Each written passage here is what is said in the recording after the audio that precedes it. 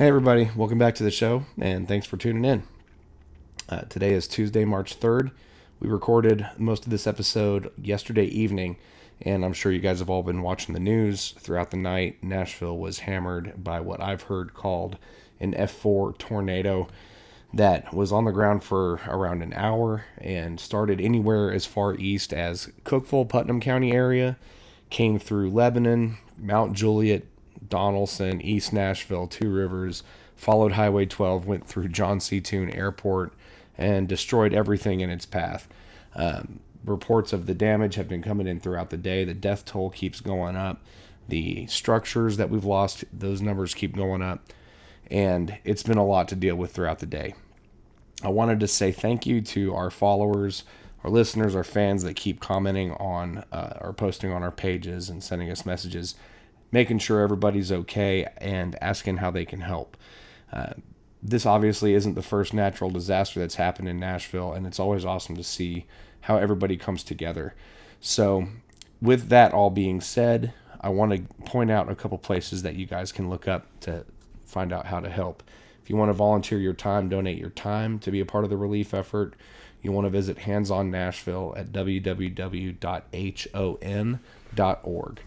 And if you would like to donate supplies, clothes, water, food, or donate money, I know a big thing that they're in need of right now is hygiene items, personal hygiene items. You'll want to look up the Community Resource Center at crcnashville.org. We highly encourage all of our club members and all of our followers to contribute to the relief in whatever way you possibly can. We know that there has been a few of our community members, our disc golf community members, that have been affected by the storm, but this affects our community at large as well. So good opportunity to give back and represent disc golf in that way. But this episode was a lot of fun. We had a guest lined up that fell through, so it's just me and the guys kind of hanging out for a couple hours talking about whatever came up. But there is some cool stuff. We're giving away a prototype Sapphire from Latitude 64, so make sure you watch the whole episode to find out how you can win that. And thanks for watching, and enjoy the show.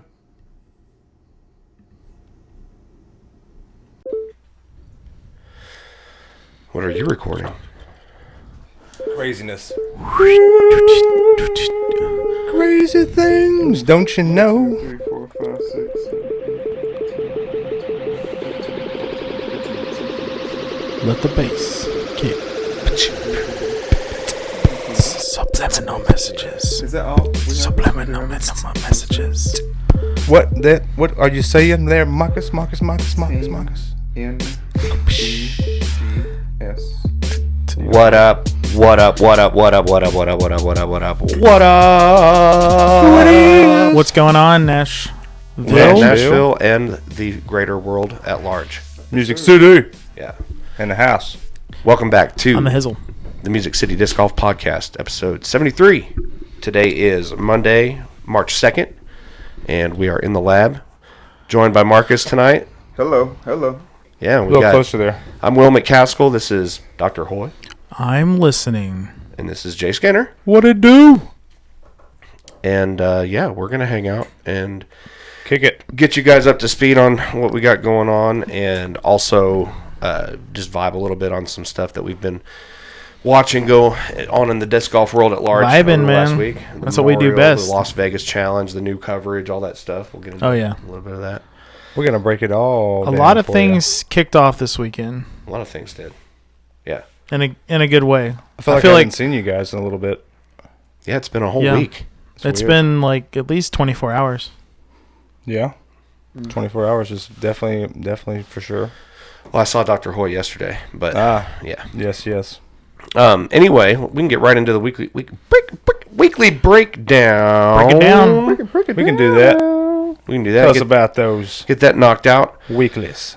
All right, getting into the weekly breakdown, starting on Saturday with the Saturday Sanctioned Shuffle.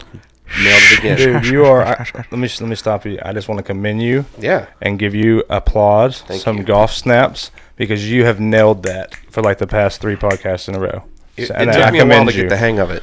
We try to make fun, but actually It's a tongue you're- twister. I love it. You're Yeah. doing great. Yeah, but that is the Sanction League that's going on as a part of the Music City Shuffle on Saturday mornings. It's 9 o'clock sign up, 9:30 tee, and tags are on the line. We've got an ace pot of $62. Check that out. All right. Yep. Well, and your money. It's growing. this is shuffling to different courses every Saturday. Coming up on the 8th, we are going to be at... No, that's the wrong 8th. The 7th. Coming up on Saturday the 7th, we'll be at Cane Ridge in preparation for the bag tag. So, shuffle on down to Cane Ridge. Get you some money. Also on Saturday, we've got Seven Oaks random draw doubles with Dr. John Williams. And that is a 1:30 sign up, 2 o'clock tee. Ace pot, right around $150. So get you some money. Yes, So that's sir. about $200 on a Saturday. It's Yeah. not bad. Not too shabby. You can Doing hit work. both. You can hit both of those. Hit both of them. You do something you love and make money? What? Is that a thing? Or you do something else, go watch a game or something, and then play on Sunday because you got Sunday singles with Q-Tip at Seven Oaks, and that's 9 o'clock sign up, 9:30 tee. Tags on the line. Ace pot is $200. If you love what you do, you'll never work a day in your life, Marcus. Yep. Hmm. So write that they down? say. I should write that down right. 'Cause I love disc somebody golf, should. and I love what we do, but it's work. It is a lot of work. It's work. It is work. True that. And also on Sunday in the afternoon at 2 o'clock out at Cane Ridge, we've got random draw doubles with Big Z, Robert Zavala. And that is $12 all in, ace pot at $200. Captain running. Get you some money. That's $400 on a Sunday. Get you some Making money on the weekend, man. Monday. The time changes this Sunday, the day of the bag tag. So Yeah. remember about your time change. Don't show up late to the bag tag and wonder what's going on. Why is everybody already playing? Who are we right. predicting? Spring that is forward. Gonna not Yeah, spring we forward. spring forward. There's always one. It's Yeah, probably gonna I'm be not like going to name names. 10 or In 20. the wee I would hours think of the that morning on Sunday morning, we change time. So Get there early because we anticipate a large crowd. So get there early. Get your parking spots so you can get preferable parking if you would like. Is it 1 and 1? Yeah. Pros and M's? 1 and 1. Yeah. 1 and 1, yes, but we're doing it at the same time. Starting Yeah. everybody It's, at the same it's time. 2 rounds total. 1 round on each, I believe. Yeah. yeah. Good times. So Hey, wait. yeah, also with the time change, guys, a bunch of our daylight savings time weekly events come back into the rotation. Starting on Monday, I don't believe they're playing tonight, but this coming Monday they will be back at Sanders Ferry for Squanchers Ferry doubles. Monday. Qantas Ferry. Yep. So go out there, see Russell Hammond and Derek Rowland, and play random draw doubles with them. That is a captain running ace pot at $400. $400. So much Boom. money out there. So That's much starting money. out. There's a lot. It's There's a already lot. full. Yeah. It's there, waiting. So go get you some money on Monday night, Money Mondays with Russell Hammond at Sanders Ferry Park. Tuesday afternoon, we've got 5 o'clock sign up, 5:30 tee for random draw doubles at Seven Oaks with Dave Griffin. And that ace pot is also captain running at $200. So get you some more money. Boom. And coming back on March 11th, Wednesday night, Tag Extravaganza. Extravaganza. Where were you at, Marcus? Well, you know, we do it loud enough, just the three of us. But yes, that is our weekly tag round out at Seven Oaks, 5 o'clock sign up, 5:30 tee, and it's only $1 to play. So great way to invite new people to the game, to the club. Come out there and meet everybody, and we have different sign-on options for Ace Pot, CTPs, all that good stuff. Yeah. And the Wednesday night tag round at Seven Oaks is a great event also for you guys that leave your stuff behind at bag tag events, because some of that stuff usually makes it out to Wednesday night, and you can come pick it I've up. got 2 full boxes. 2 full boxes of stuff people need to pick up. So Bag tags, lost frisbees, all that good stuff. hoodies, t-shirts, trophies. Even if you don't think you have a lost frisbee, check the lost and found because you might have a lost frisbee Yep. or disc. Why do I keep saying frisbee? If you ever What are we find doing yourself about to ask us, shoot us a message know. or whatever, Shame saying, me, "Hey, shame. where can I pick up my bag tag or my this Wednesday night tags Yep. or a bag tag event?" That's where they'll usually be. Yeah. So you got a chance every week or at every bag tag. That's right. Anyway, Wednesday nights we've also got random draw doubles at Cedar Hill with Billy Fowler and company. That's also a 5 o'clock sign up, 5:30 tee, and the ace pot there is $392, pushing 400. Boom. Great googly moogly, get you some money. That's right. And also on Wednesday night, we've got Duck River Disc Golf with random draw doubles at Henry Horton State Park, 5:30 tee. And there's 4 bounty holes with over $300 on each of them. There's a lot of money out there, probably pushing $1,000, if not more. So go out to Henry Horton on Wednesday nights and check out doubles out there because that's a lot of fun. And I don't think the putting challenge at Hop Springs is going on Wednesday nights right now. I think they are still doing the one on Thursday nights at Mayday for Flying Colors Disc Golf in Murfreesboro. So go check out Flying Colors Disc Golf Putting Challenge out in Murfreesboro. Mayday Brewing on Thursday nights. And also Thursday night we've got the White House Random Draw Doubles with Lance Kirby. We just helped Lance put a new veteran basket out for a hole 13B. Okay. At White House. Lucky 13B, possibly? Lucky 13. Perhaps. And it was a lucky 13B because we actually, let's see here. Let's see if I can. Wait, do we have some audio visuals to add to our audio visuals? Yeah, check this out. So Thursday night this past week, we got an ace on the new hole. Mr. Jody Franklin. Jody's Shout good. out. Lord. It's nice Golf that snaps. is. A Disc solid golf golfer. snaps. Yep. Shouts out to Jody. Boom. Jody. Disc golf snaps. Like every time I see There him, we go. like he's like great attitude, like smile on his face, like ready just to perform, and he throws country mile. Like you see the guy throws real far. You don't have to watch the disc; you just watch his form, and you're like, oh wow, that must have won a country mile. Yep. Yeah. Yeah, like seriously. So he got the $350 ace pot that had been floating at White House for quite some time. So Awesome, congratulations to Jody for that. Here we got another picture of him. Nope, wrong one. There we go. There's the right after the ace. You guys can see that one. Awesome. So that was pretty cool. Jody got that fat ace pot, and there's a $300 backup. So go out to White House on Thursday nights. Boom. Play Get yourself some doubles. Get it. Yeah. And then moving into Friday, coming up soon, we're going to have the weekend kickoff. That's going to be out rotating between Naval Hill and Two Rivers. So stay tuned for details for that for our Friday night time slot for a weekly event. Boom. And that's your weekly breakdown, folks. Every day of the week you can get some Broke money. it. Yeah. There's a lot of money to be made. I wanted to mention a couple things we briefly touched on in the last episode, on episode 72. I think that was episode 72 last time. We were talking briefly about the Japan Open, and one of you guys mentioned the 150 class weight restriction, and I neglected to mention that is actually not in play this year. So any weight class at Japan Open this year. Really? Wow. Yeah. Wait, are you sure about that? Yep. I read it. I read it on the internet, so it's true. All right, I'm True. double checking. Dr. your double Details, check. fact check me, please. Oh, no. They came from a he's got credible the phone source. out. They came from a credible Dr. source. Details I only move has in credible circles, you guys. Come on, give me a break. issues. Well, that'll only make the tournament itself better because people generally don't play around or practice with 150 class discs, and then you go cross seas, miles, millions of miles away, millions, yes, and then you're playing a tournament where the discs are totally different. What can you do? Yeah. I mean, Yeah. how can you compete when you haven't been playing with a putter that's 150 class? Yeah. Come on, think about a 150 class putter. Well, and In the wind. I think that's the thing is in Japan it was I think it was a legal thing. Like I think Exactly. they Yeah, were it was. required Yeah, it was. to only that may have changed. Or maybe they got special permits or permissions. Or I mean, it something. could just take a small conversation. Hey guys, we're throwing frisbees. What I want to know, what I'm kind of curious to know is, you know how there being at different elevations changes the stability of your discs. So you go to the mountains and your discs are going to be a lot more understable, or however vice versa how it works. I can't remember, but I wonder how that would come into effect, it being like with the elevation in Japan plus weight restriction at 150 class, because obviously if the Japanese players are comfortable with it, then that's an obvious advantage if you talk about American players that are always used to throwing max weight stuff. So I mean, but the Japan Open's been missing from the rotation for a while. So Well, the information that's up on japanopen.info, INFO, which has some of the information about 2021, still has the 150 open class disc specifications, but it's probably not been updated, maybe?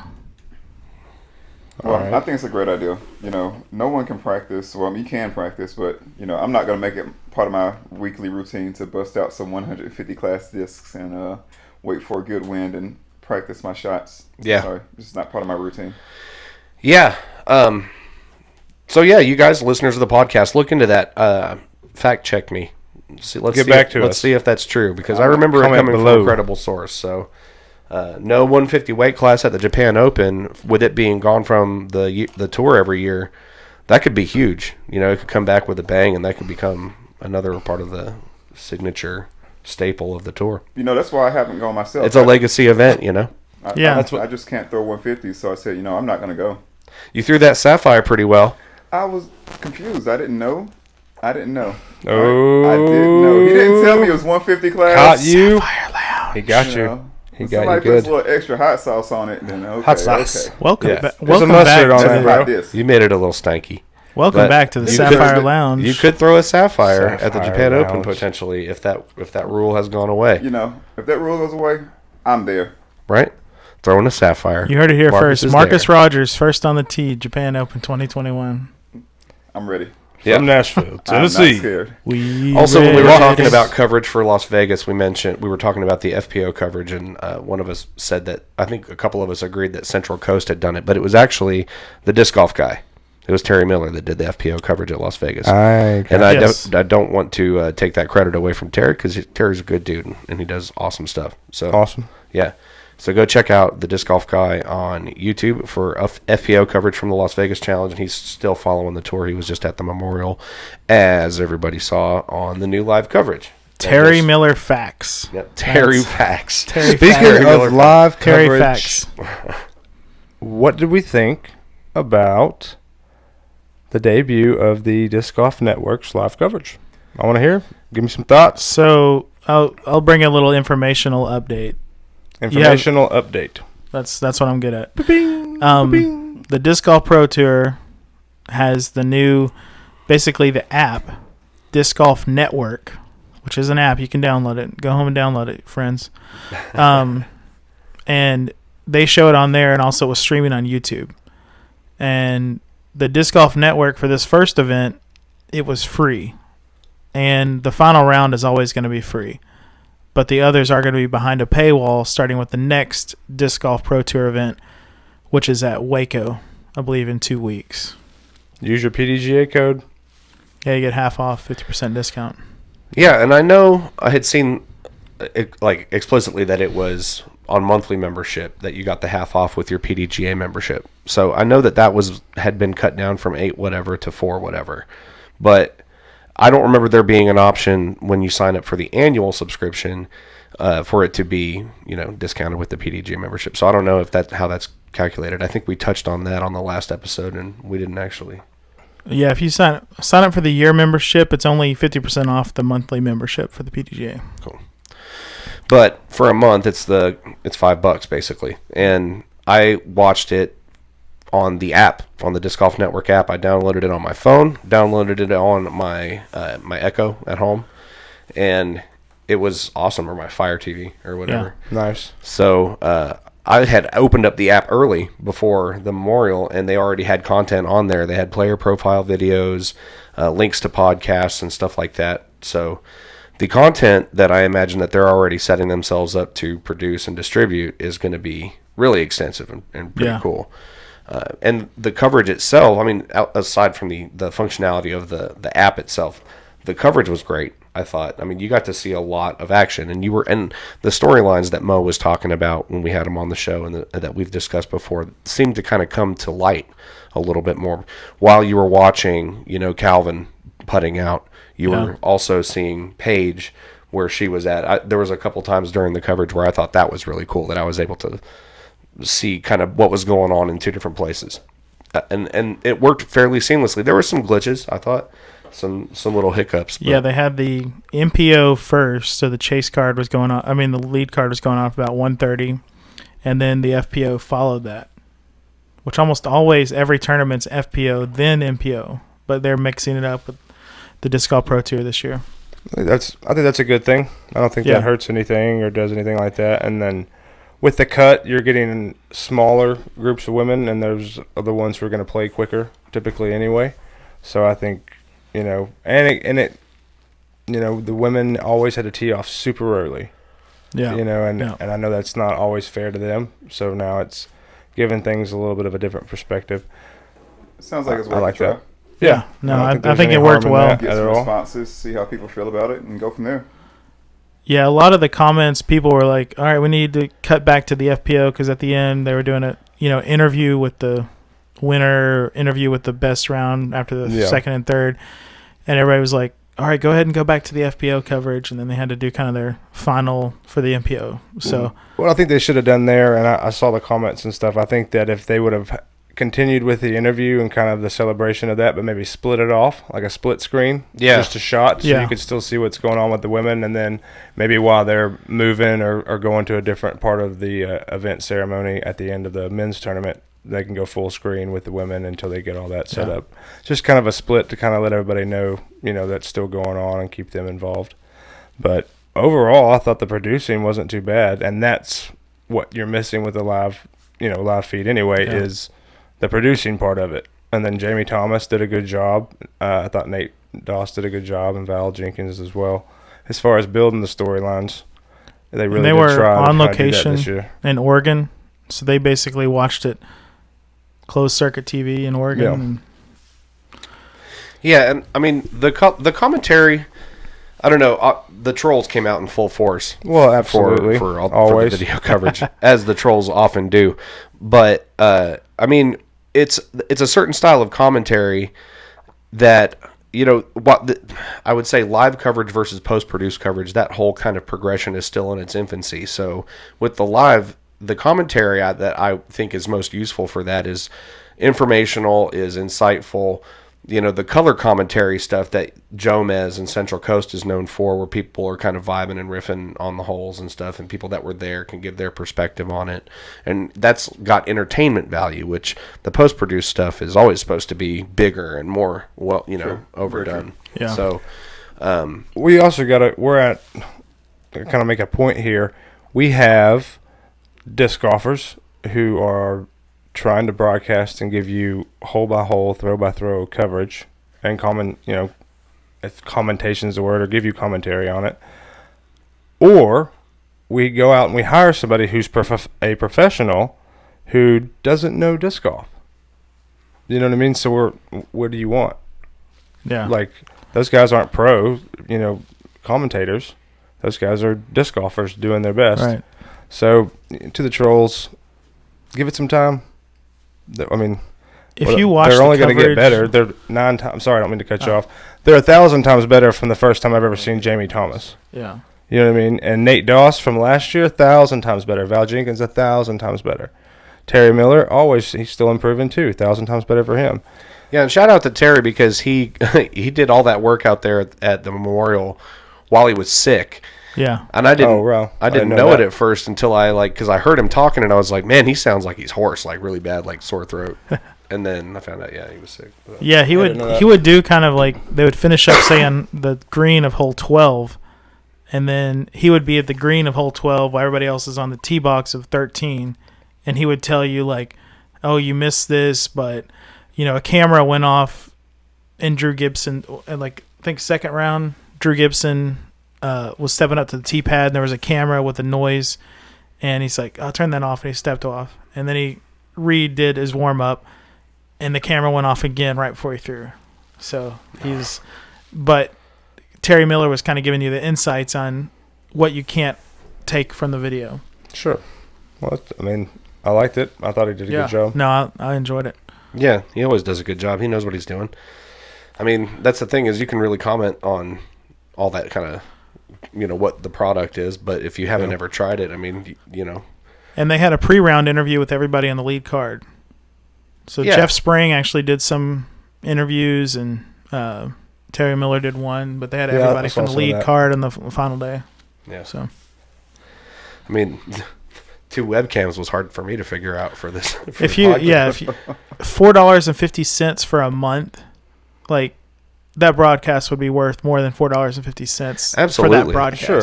Absolutely. I mean, that was super high quality a production. Yeah. That was awesome. I enjoyed watching it, and it was cool because, being that it's got the app functionality, so you can put the app on any kind of device. You can watch it literally anywhere you go.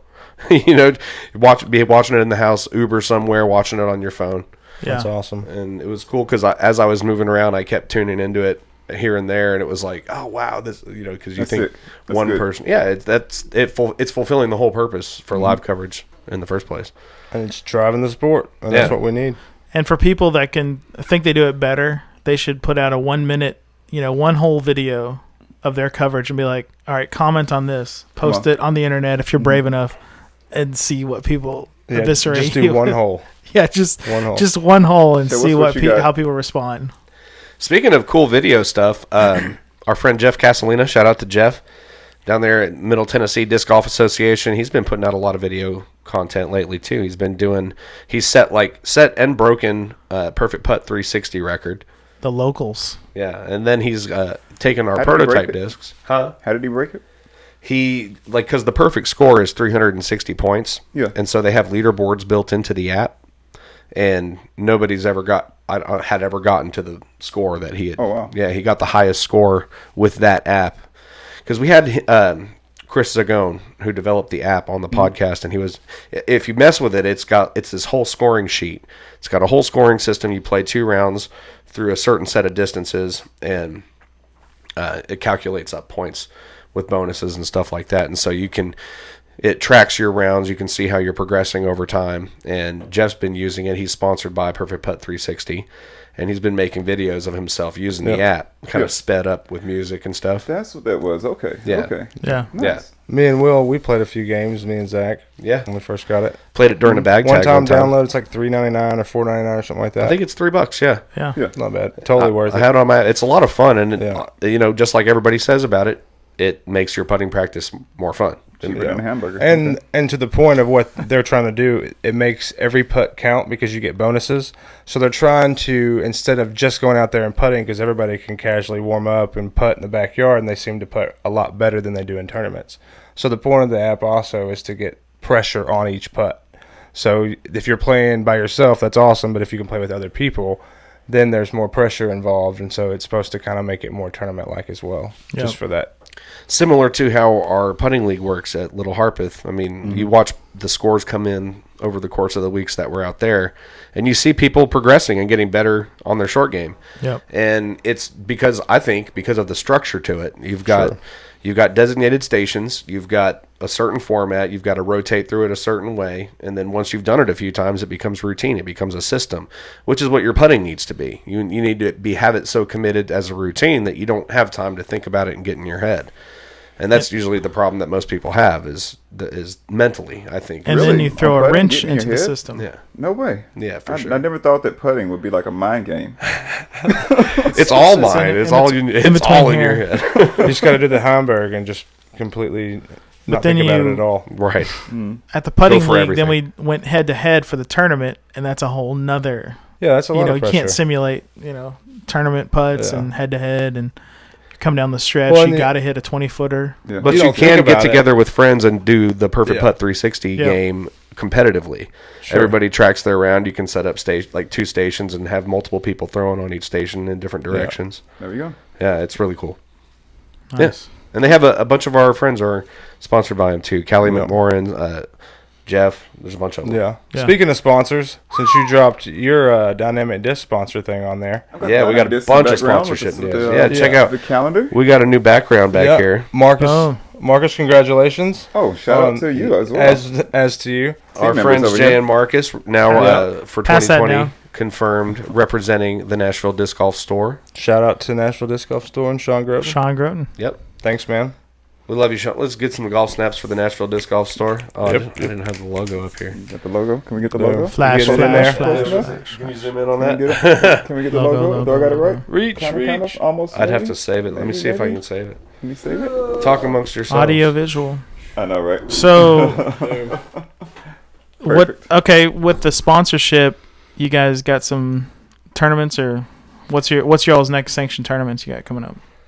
Next sanctioned tournament I have coming up. Would be the Ashland City Grand Opening. Okay. At the, Okay. I believe it's a 9-hole course. 9-hole and course. I think you play.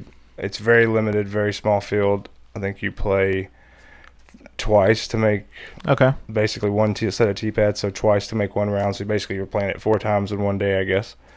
HB wow. Clark is running it, I believe. that's and, I haven't been out there yet, but I've heard good things about that course. I heard it's Yeah. pretty cool. Nice. So gonna go check it out, and that's the next one I'm doing. That's the same day as our test event at Mill Ridge. Yep, I'm aware. that tournament I was signed up for before we scheduled the flex start. Gotcha. Unfortunately, but hopefully I'll be able to just to zoom over there. Yeah. After we're done. But anyway, that's the next one I have coming up, and I don't think I have anything else after that as of now. But what about you, Marcus? What do you got coming up down the this year, pipeline? I'd like to make it to the Rocket City Blast. Okay. I would definitely love to see the GBO, Glass Blown Open. Ooh, yeah. Will and Zach are going. Yeah. Watch out. We'll be They're there. going. Yeah. You guys going to do a podcast on site? Oh, Usually, definitely. Last year. I'm spilling the beans. I would also We'll call in. We'll be the guest. They'll do it there, and we'll be the guest. We'll call in. Oh, We'll Skype in. there you go. Boom. Anything local, anything hosted by the Nashville Disc Golf Nice. Store. Yep. Sean Groton. Yeah, I didn't save Sweet. any other graphics on that, but yeah. The Nashville Disc Golf Store? The next one is the Long Hollow Open, correct? Long Hollow Yes, I Open. believe Long Hollow. Yep. That's Give coming us up give us the date this on month. that, I Dr. think it's- Details. I don't want to say, but I know it's this month. Yeah, it's in March. But also, while Dr. Details is looking up the scoop on the Nashville Disc Golf Store's event, we have our bag tag at Cane Ridge coming up this Sunday. So that's going to be 2 rounds. We've discussed this a little bit, but you hear it here again. It's going to be 2 rounds, one on each of the courses, Baby Cane and Big Daddy Cane. AMs will start on Baby Cane, pros and ladies on Big Daddy Cane. There will be 2 tables for registration, one for AMs, one for pros and ladies. And we'll flip-flop after a lunch break, and we'll have a side game in between, right, Jay? As long as weather is permitting, yeah, absolutely. Yeah. If it's pouring down rain, side games, it's kind of hard to get people out there to do it. Side game would be Yeah, poker. you don't want But to. yeah, we're gonna have a side game. We're gonna try to do something really fun and cool this time around. Right now Maybe the weather something looks new great. and unique. Nice. We'll try it out and see what it feels. I got the old tin cans rumbling in the brain, seeing what's up, if you will. That is what it usually sounds like. I'm Yeah, afraid. At least It's like a hollow thump thump. No, I hear. And we got some new prizes. We just got in this week Oh, or that's last right. week. So We did get in some new prizes for I'm gonna side have to see games. those, see what I can do there. My well, side you have to be there to see them. I'll just swing by after. We got the new trooper bags with the Arctic white camo What? Yeah. colorway I on saw them. those. Those were sick. Yeah, we got we got some black Latitude 64, the new core bags. We got some Yeah. of those as well. Those are looking really cool. So. Some umbrella. Ella. Ella's. Hey, Eh, Hey, hey. that's pretty cool. I think Did that work? I think I hear a little one. March 22nd, Long Hollow Open, Gallatin, March Tennessee. Got one person signed up for Open already, 2-round tournament. Let's do it. I think I hear All right. And I'll be back. little On that man. note, Sorry about that. it's all good. Yeah, Long Hollow Bye, Open, Marcus. March 22nd. Harper Nashville Disc Golf Store. Thompson. Harper Thompson, MPO. He's good.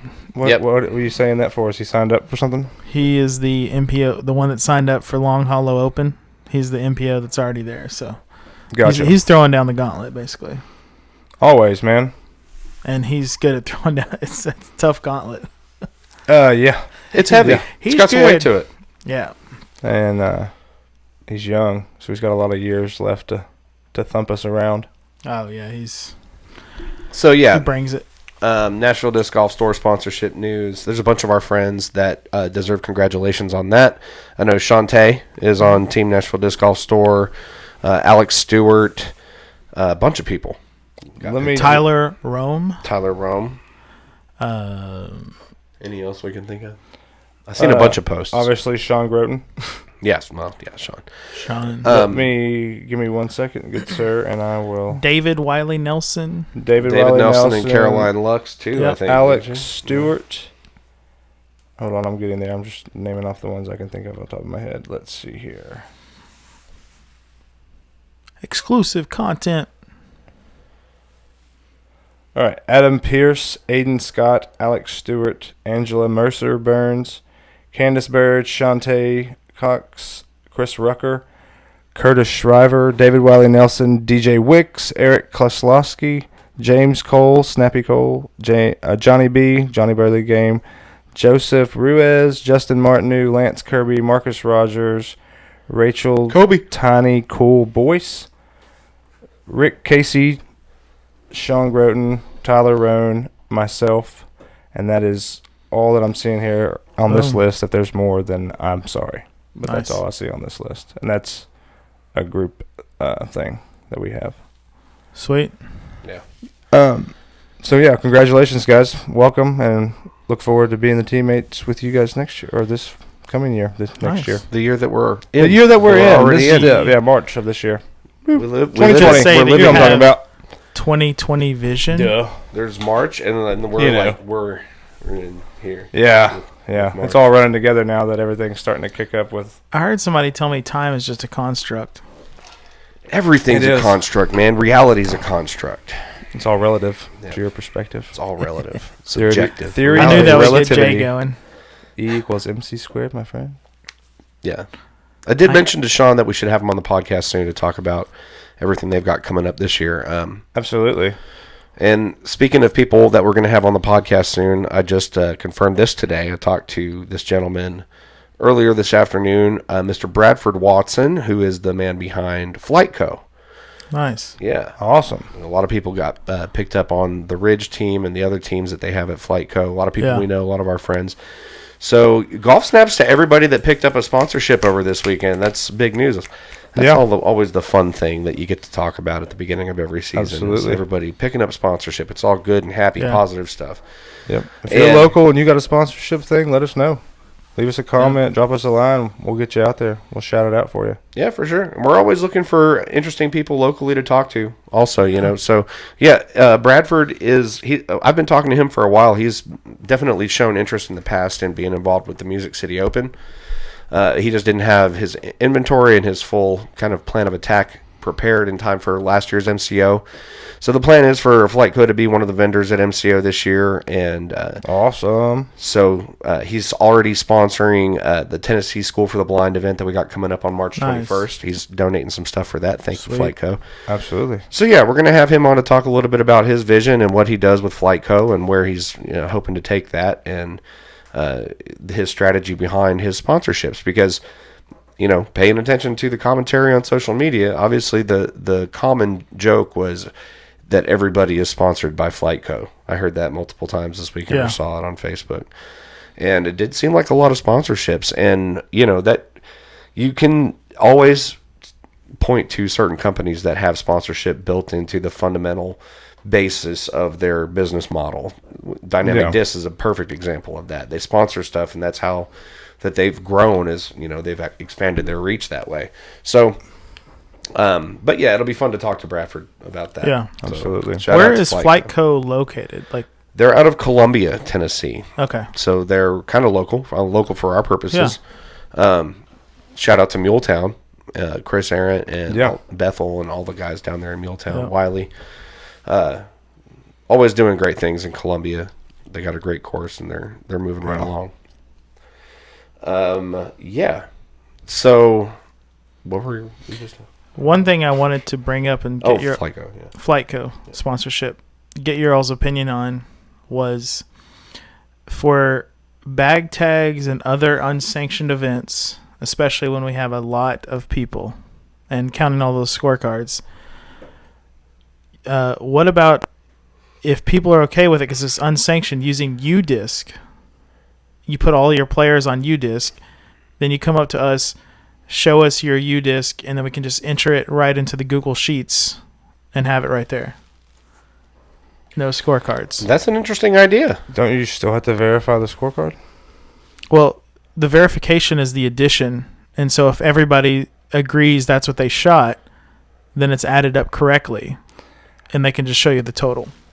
Sure. I gotcha. And it's unsanctioned, so you can do any number of maybe we set up a scores. poll on Facebook about that, because that's an interesting idea. See what everybody would prefer. Yeah, at least one person in every group would have to have it, but that's the thing, is you're forcing everybody to download a piece of software. So yeah. I don't know. What do you think, Marcus? Dr. Hoy was just suggesting that since we can't use the digital scoring for the PDGA at the bag tag since they're unsanctioned, if we were to use, if somebody on every card had a UDisc scorecard, and then they just brought them to us or screenshotted their totals and showed them to us, I think the combination, definitely if you got a combination between the screenshot and uploading it to the app, there's no ambiguity, If we could set up a leaderboard or something like that. I mean, we couldn't do the UDisc live scoring because it's just way too detailed, Well, I'm going to look into that this week because it might be something that UDisc has, like, pay $25 and your event can be UDisc live. I don't think they have that yet, but they're trying to get to where their leagues, they can keep track of it. Yeah. But if you have your player profile and everybody with the PDGA membership has the UDisc Pro, you get access to that for free for a year, then you can see what their round is in progress, even if you're not on their card. I wonder how hard it would be, and this is just a thought, for us to, I know that we're talking about the Music City Disc Golf app. If we have that, I wonder how hard it would be to put digital scorecards in that and just have it linked up somehow to us, and then everybody, it's a free app. I've got you just put it on there and it's linked up. Experience in creating an app. I did make an app like 2 years ago. Okay. And it did constitute some of those exact things, being able to bring together multiple Android, iOS at the same time, updating and keeping it live. Yeah. And then that's definitely something that's doable. I think that's you're in the right idea or mind frame to talk that way. I mean, you just could make it really easy because it's all linked just to us. Mm-hmm. You know what I mean?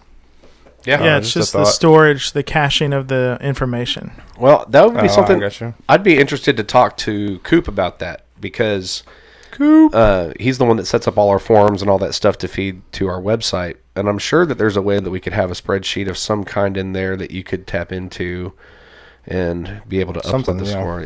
That would be really cool if we could do it. We'll take a look because we have a lot of people, say, for example, at the championship. Yeah. At Shelby in November, everybody's like, where's the live scoring? I'm trying to watch. I can't make it today, but I'm at work and they're trying to find our tournament. Yeah. Like, that's huge. Right. Yeah. So and we can help because there was a battle going on, Logan and Telly came down to it, but it's one of those where there is enough people looking just because they want to see what's going on. And then you can also use it at weeklies. And if you start sharing that, you create excitement. Yeah. Because even people that weren't at the bag tag, they're like, board picks, question mark. That comment, they're like... they always want to know what's going on, who was winning, who was shooting. Mm-hmm. Yeah. Sure. And we want to get that information out because people want to know what's a hot score, who hit an ace, Mm-hmm. I think it's doable in some way. Yeah, that would be really cool. Dr. Hoy and I have been talking about, lamenting our inability to do live digital scoring at everything since we started using what the PDGA implemented with the tournament manager, because that is so awesome. Man, yeah. And all the functionality of it, not even just not having to count the scorecards, which the value of not having to count physical scorecards at the end of a round is immeasurable, but also just the functionality of being able to put it up on a display monitor and have it, showing where everybody can walk up. Access. It eliminates so many questions. People can walk up and look at the monitor and just be like, "Oh, can you switch to MP40?" and then look and see where their buddy's at. Yeah, it's and so you can cool. look at the app; it can show you your starting hole, so you don't have to walk up the hill at Seven Oaks. You just look at your phone. You're starting on hole 3 for second round, and what time it is. That's awesome. We're bringing disc golf into the 21st century. We're getting there. That's and what we need people to do. that initially said, I got to have my phone with me, or they've come on board. Yeah. Yeah. So You're going to have your phone on you most of the time anyway. yeah. Right.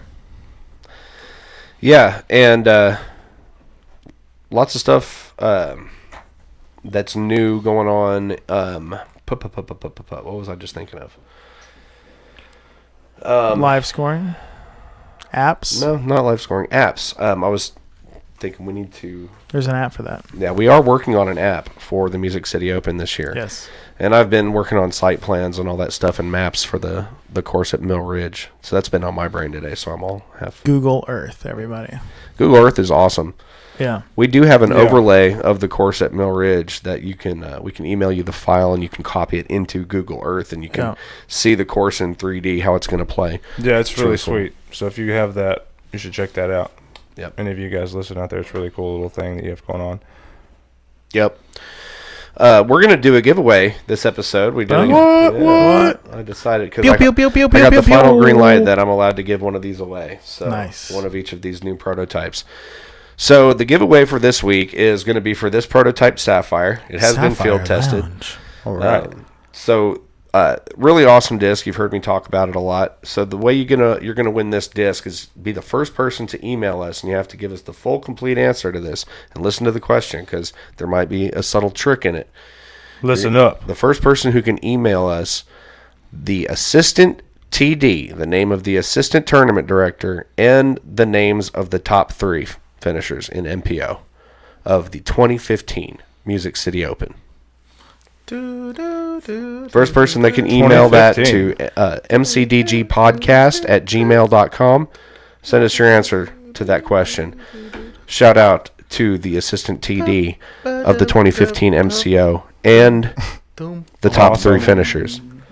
Shout out to all assistant TDs out there. Yeah. And whoever sends us that email first, and I'll show you the timestamp. I'll screenshot it and stuff. We'll get them that Sapphire. Boom. You can't find these folks. You can't go to your local store and find this exact prototype Sapphire. Yeah, they're hard to come by. So you got another one over there too? Got a second one? Well, I'm going to talk a little bit more because we've been putting this one kind of to the back burner in lieu of the early release of the Sapphire. But the dynamic disc Sargent is dropping. Yes, Jill Sargent. This is billed as the big brother to the Getaway.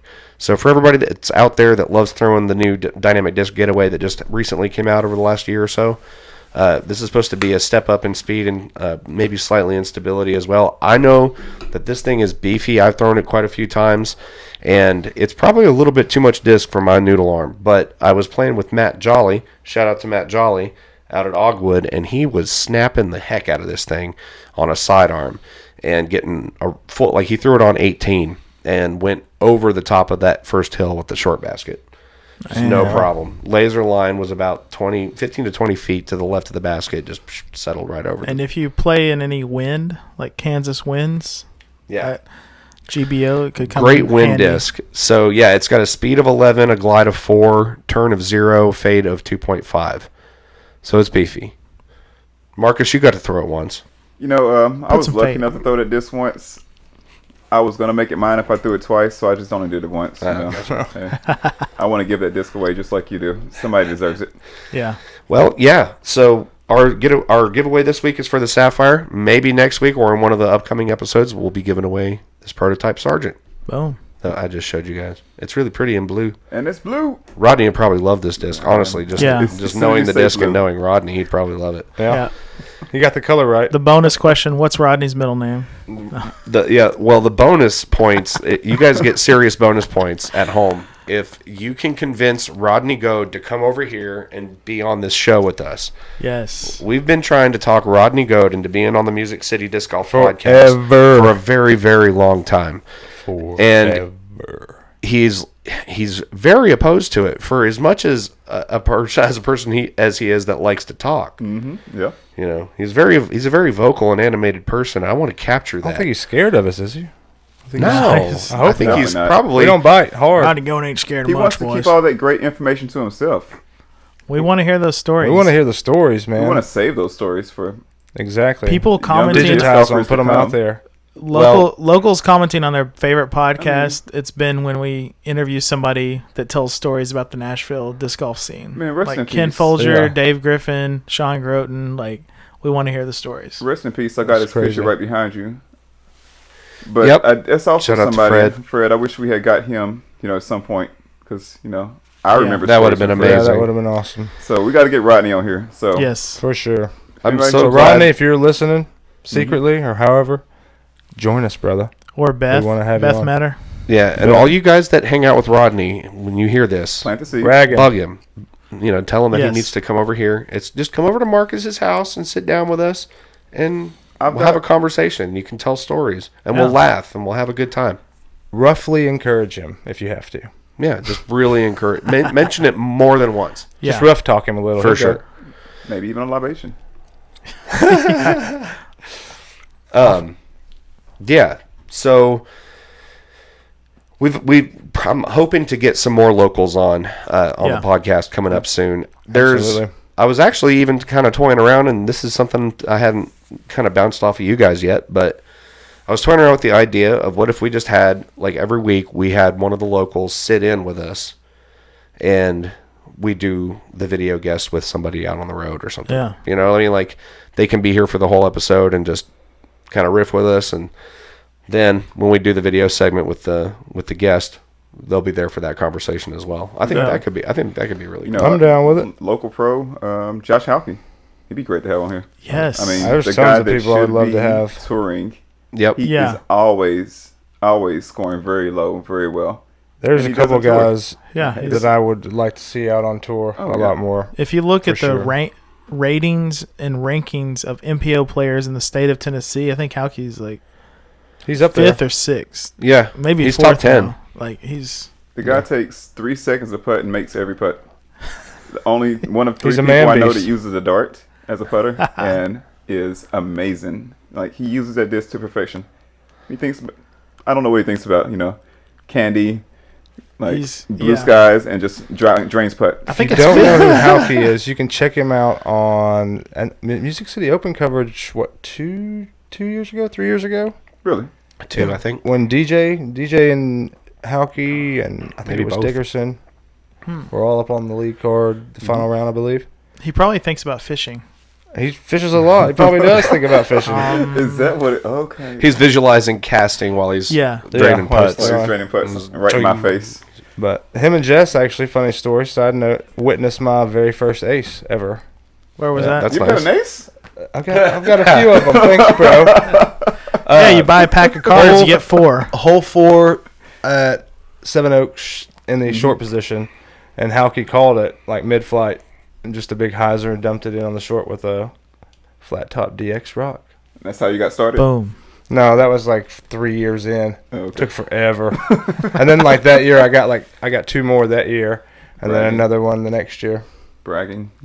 And I would and everybody says they come in like in threes, like you get multiples. Yeah. Just didn't work out. I got that year. It was the only year it was true. After that, I've only gotten one since, and then did not come in threes that year.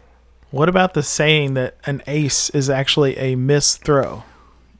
It could be because you're not necessarily always running for the ace. Right. Yes and no. But Spikes, I mean, spike aces, I wouldn't say are misses, Right. but if I remember it's you saying like Well, there's your some straight boss line on shots, hole too. 4 long Oh, yeah, at we've aced 7 that same Oaks. hole. what? Which Hole one? 4. You've aced the short position. I aced the long position. I used a boss. I did a skip, and there was way too much disc. I don't use a boss on the disc. Yeah, I was like, on that hole anymore. yeah, like, Well, that hole you almost have to have something that'll hit and skip to get back to the longer position. For a long position. I mean, it's really not much further back than the short. It's just you can't get back there because of the trees. So you almost have to get something up there that Yeah. will skip and kind of go in there. Sure. But I've seen tons of people hit the back one on 4, yeah. so it can be done. I know that you're a good or better golfer than most, but I've seen some average golfers hit it as well. Well, we have all have our days. Not to take away from it. Yeah, yeah. I like saying that, bro. Gosh, that was low key throwing shade on. No, it was not. Ace Cat. No. Marcus, man, Anybody got I some owe water him a for the lot salt you just to poured on me? the small amount of disc golf game that I have. I owe a lot of it to Marcus for working with me in the thank you. beginning of him and David Tang and a bunch of other people. But in the very beginning, he was one of the first. Yeah. It was like, hey, you know what you're doing. Let me show you a few tricks here. I'm gonna Help you shed a out. tear over here. You stop right now, buddy. Oh, you He's not guys! my mentor, Gus. We're I'm just kidding. Wow. team but he- members getting you know. emotional. Emotional in the That's Sapphire right. Lounge. That's right. back in the day. Sapphire Lounge. Sapphire. Dude, I that's think we totally have the your new name studio for the name studio. now. Yep, that's the name of the Sapphire studio. Lounge. The Sapphire Lounge? Yep. I'm all about it. That's I need what to get a I'm neon renaming. sign. I'm renaming I our see a group velvet- chat on a Facebook velvet Messenger rope. to the Sapphire Lounge. Velvet rope. Velvet rope and a As soon as neon that sign. Palm tree, like a fake palm Yeah. tree. Be sweet. Heck yeah, dude! I'm gonna see what kind of themes you can put on the chat in Yeah. Messenger. We and need like put- velvet curtains, like old school movie theater. yeah, dude. Can they move by Don't- themselves? You know? Yeah. Don't look behind the Like lounge. stage. A shout out to Colin White. He's working on some overlays for OBS for us so that Nice. our screen that everybody sees up here is actually more Sweet. decorated with graphics and stuff Yeah. like that. But we should have him totally make a Sapphire Lounge Yes. version of that. He'll probably listen to this. So, Colin, Sapphire Lounge, bro. For the the people intro and appreciate outro. it. The people demand it. We got to have a Sapphire Lounge overlay for the podcast. All right. I gotta talk about something some history that happened this weekend. History. We want to get History. into that now, or we want to save it for What? after our special guest? Well, as of right now, we don't have a special guest tonight. Whoa. Yeah, good time to mention that. We were going to be speaking with Kevin Jones this evening. KJ USA, where are you? Yeah, so, chime in with somebody wherever you're at on the road, buddy. Everybody knows you're traveling. But, yeah, Charlie had said that he just couldn't get a hold of him, and he's probably pulling the trailer today. So, Yeah. no worries there. I think it's cool that now that we've got the video stuff going on, we can kind of sit down nice and cozy and just talk about whatever comes up. Yeah. Because this is, I mean, when we get together and talk, this is when a lot of the ideas come up, and For sure. the more For sure. the more intimate things about what The our synapses are operations kind of firing. get discussed. So it's a little window into backstage at Music City Disc Golf. Yeah. Well, I'm gonna throw this out there. You feel free to throw it back. Let's take a 5 right quick. Okay, quick commercial break, y'all. Stay tuned for disc golf history coming After up these next. messages. After these messages, we'll be right back. We hope you enjoyed those kind messages. No, that was actually a good time to take a break because Yeah. I just got a message from Michael Holland Yes. about his he's been, for those of you guys that haven't seen the podcast before, Michael Holland started a disc golf club with the 5th grade students at his school where he teaches. Awesome. Yeah, and he actually sent me, let's see here. What do you got there?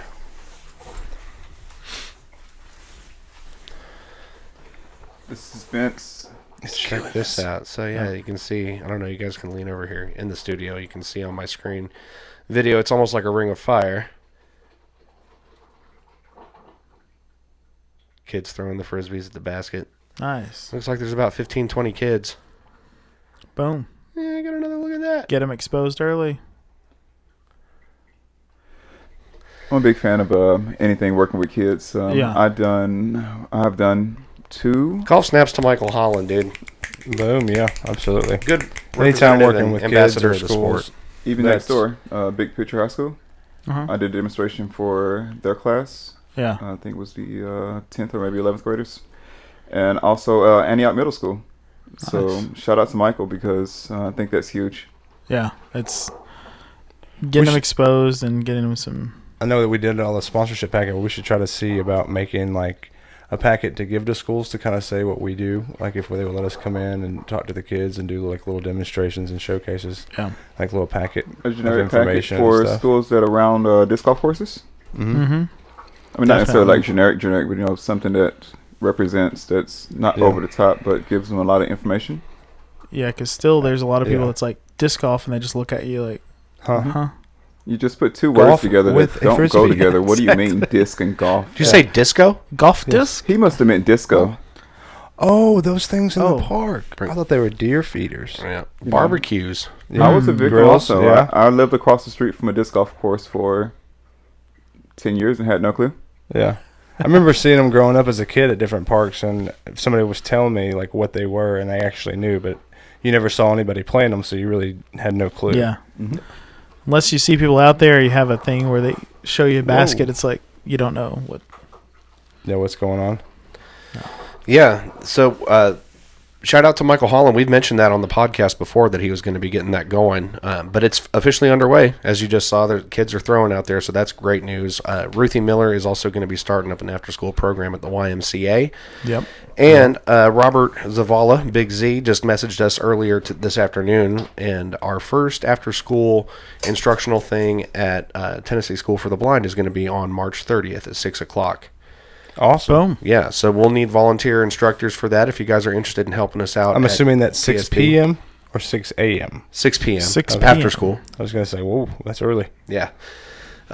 I get them going early over there. The kids stay at the school during the week and go Well, I home knew on the that, weekend. but- So the after school thing will be really clutch in the evenings for them. They'll be able to experience disc golf in the evenings, and we can get off work and hopefully get a bunch of our crew together to go out and help teach the kids disc golf. Boom. Because that's awesome. That's what we're here to do, right? Absolutely. Right. Grow the sport.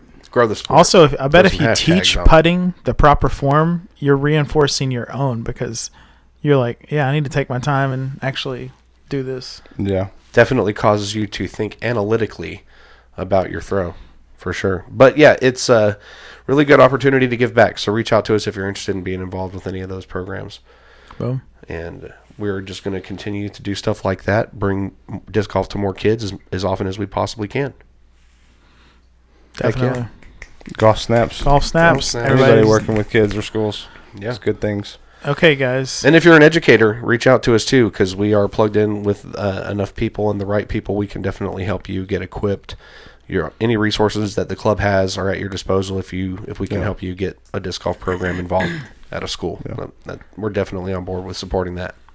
Zach over here is foaming at the bits. He's got something. He's got details. I'm the foaming at the Results bits. of Tennessee State doubles, That I usually think. indicates rabies. Yes. You're over here foaming. You got so much details you want to He's get out rabid with the deets. Actually, yeah. Let's yes. do Tennessee State.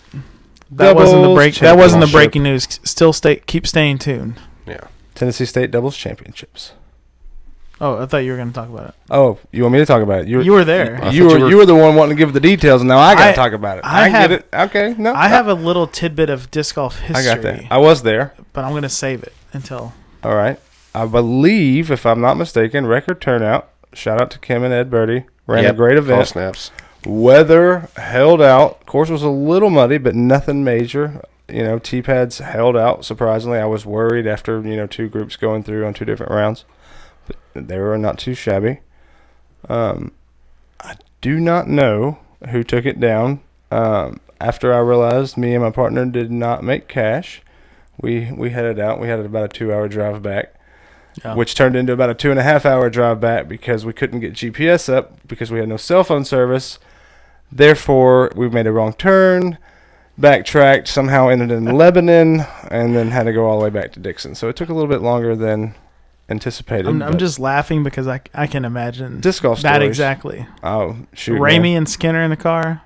Who knows where you guys are going to end up? Our conversation ranged. After But all it of worked my out. trips to Short Mountain for different events, I can tell you what the trick is.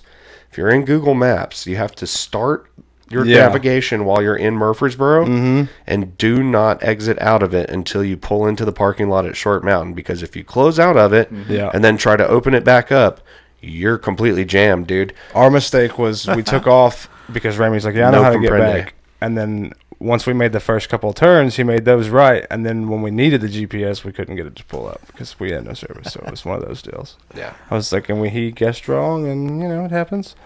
I would have guessed wrong. But what the cool part was because of just life in general, we hadn't got to hang out near as much. So it was really nice just to chill and catch up, even though Nice.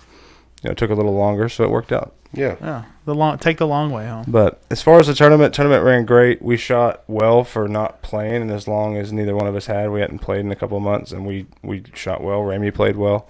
Ended A up couple shooting- months? Were you at the bag tag in 7 Well, bag tag, but that was the last time. So last time was bag tag, so a while. Yeah. But anyway, we shot 6 down for the tournament, which was not quite good enough to say the least, but pretty positive. And we went bogey free our second round. Nice. So we were pretty stoked, even though Sweet. we didn't cash or anything. But you got the details on who won or anything like that? Do you have any pictures? I know. I don't have it. All I right, didn't well, if see anybody a post knows- of- Well, it wasn't Let us know. PDGA sanctioned, so No, it was not. they don't have results on PDGA.com or anything. It I was, didn't know if they had posted any pictures or if anybody's seen anything. you could probably find it on Flying Colors Disc Golf on Facebook or Middle Yes. Tennessee Disc Golf, probably. Or maybe even the event page. Probably is a good place to look. Are you looking that up, Zach? Or you want me to? I'm looking it up, sir. All right. you do it. Dr. Details is on the job.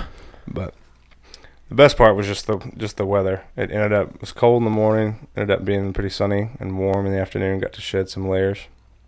It's just nice to get out and throw. And nice weather like that, and just play and actually hit, not hit all your shots, but just be on time. That feeling of like shaking some rust off.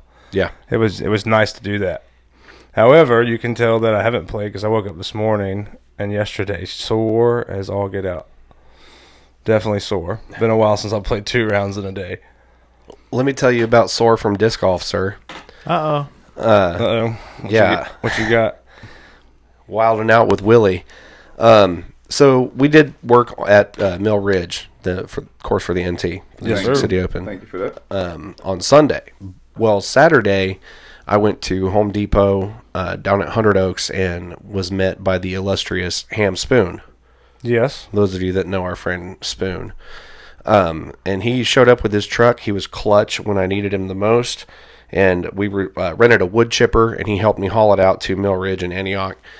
And it was an arduous journey. There was a wreck, literally like a 3-car pileup right in the entrance to turn onto the property at Mill Ridge, like over by Tim's, by the house where the barn is and everything. Yeah. There was a bumper from one of the cars laying, like blocking the mouth of the driveway. And it was hard to get in and out, but we got the wood chipper dropped off. And then he and I went to go play at Seven Oaks. And we were having a good round. Kyle Marsh joined us. We ran into him, and he joined us. And Steve Kearns was with us. Nice. So that was a fun card to be on. We played through.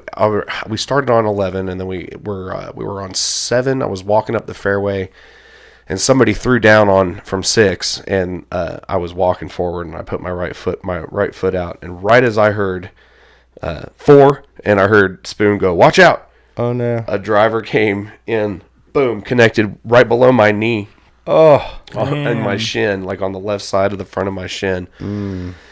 And it was one of those where your brain goes, that's going to hurt really bad. That's going to smart in about 30, 45 seconds. And I started trying to walk it off immediately. And then I got about 5 steps before I just started slowing down. And I ended up just like standing there bent over, just trying not to cry. And the guy was walking down the fairway coming towards me and had no clue that he had hit anybody. We were all sitting there, and Spoon was like, is he broken? Do I need to call somebody? And the dude comes walking down, has no idea he hit anybody. Spoon looks at him and he goes, "You winged a guy, man." And hey, the guy was like, "Huh?" He's like, "You hit my buddy." And I was like, I was all doubled over, and he was like, "Oh my God, are you serious?" I was like, "Really?" Yeah. He felt so bad. I was like, I wasn't mad, but I was like trying not to be rude or whatever. I was like, "I'm all right." And I just started walking down the fairway. I waved and like walked away. I was in some serious pain. And hobbled away. Yeah, and I had just thrown my truth like to the right through the trees on 7 from the tee pad. So I was like up close to pin high, but off in that thick stuff on the right side. So I start limping down there to find my disc, and I find it, and I picked out. I was throwing my new Lucid X Warden. Shout out to AJ Risley. Get yourself a Tour Series Warden. Lucid X Warden. One of the first few throws I'd thrown it, and I sidearmed it through the trees right into the basket. No way. Very unlikely to. Right after I just had my leg broke by a wild toss. Nice. And so watch out after you get hit. You might get some good karma luck. Oh, dude, I got. You needed it after getting nailed. I had a goose egg the size of a something inside of softball. you? It summoned up a goose egg the size of a softball right below my kneecap, and I looked like a mutant. Wow. It's crazy. It swole up all bad. It's discolored. It's not pleasant. Yeah. And you put some ice on it? Yeah, and then the next day we went out to work at Mill Ridge, so it was super duper sore. Felt great. Nice. Felt great. Felt great. I love Ham Spoon. I like that guy. He's a great guy. smile. Whenever I think about him, I think about his smile. I love talking to him and hanging out with him. He's super interesting, just a super good dude, and he always shows up randomly when you need help. Like you ask for help, he's one of those first people that respond to a call for help. Maybe he's Superman. He plays old school baseball, no glove. Yeah, out there. The Ham Spoon cranks. Total reenactment like style, old school uniforms. Retro vintage baseball team. Yeah, it's awesome. Their outfits are crazy. They have like the big poofy, I don't know what they call those, bowler hats or whatever, cabbie hats. Cabbie hats. Big fluffy, like, looks like they're made of blinders. Sounds like we need to get him on a show. Yeah. Oh, dude, he'd be great. Actually, if we got Ham Spoon on here, that'd be funny to talk to him. And music. That guy goes to concerts, man. He's always Yeah, trying to he give away free definitely does. concert tickets. That is just went on the list as Ham Spoon on the podcast. yeah. He's been All right, around a that's long two time. people I've today. known him for quite a while now. So we got Rodney and Ham Spoon. Yeah. Rodney's been on, There's so many Rodney's been on the people list. Yeah. On the brain list, not an actual list with names on it, but the brain list between me. Oh, I've Will, got a and list. Zach. How There's about I a just whole put list that of list people. up on the board behind us? Oh. Yeah, we could get to it for sure. Ooh. add a little extra pressure. I'm happy to share it. Little extra pressure on those two. Let's see. Maybe I can actually even pull it up. There you go. I like that. We're going to make a list. Check it twice. Gonna find out who's not Taking nominations. If anybody wants to have anybody, want to hear anybody's stories or want us to talk to somebody, give us a shout. Let us know what you think. Any I want to add ideas? to this list. I know some people I think Do that you should be on think here you with have their what stories. it takes to enter into the Sapphire Lounge? Brace I love it. yourself.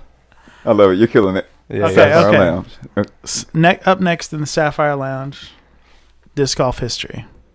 All right, give us the history. You've been waiting for this. 2 words. Paige Pierce. She set some history. Did anyone happen to hear about a tournament called the Memorial this weekend? Oh yeah, The big Memorial. news. That sounds like an important tournament. Yeah, Memorial. exactly. Disc Golf Pro Tour event 1. Paige Pierce set a new, a record of domination of performance. Absolutely. She shot a 1021, a 1007, a 1057, a 48 at Vista, and 1,000 rated. All 4 rounds over 1,000. And she was finished at 32 down. A second place, which was a valiant Jennifer Allen, barely took it over Henna Blumrose, was 18 down. Wow. So she was, I guess, They played the exact 14. same layout as the men, correct? no, there were a couple tees that were FPO tees, but Oh, okay. I thought there was. So for all intents and purposes, technical standards according to the PDGA, different layouts. yeah. Gotcha. Yeah, Yeah. stat wise and ratings Just wise. curious to see where she would have finished amongst the men if they had played the same course. Well, I mean the ratings that the women posted in the top 5. I mean, like those. Oh yeah.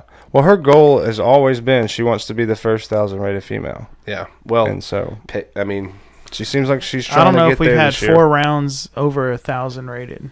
That That's I mean, huge. that's in FPO. yeah. Exactly. But But I'm wondering when we're gonna get 1,000 rated FPO. I think that's probably on You track think, to like, happen this multiple? year.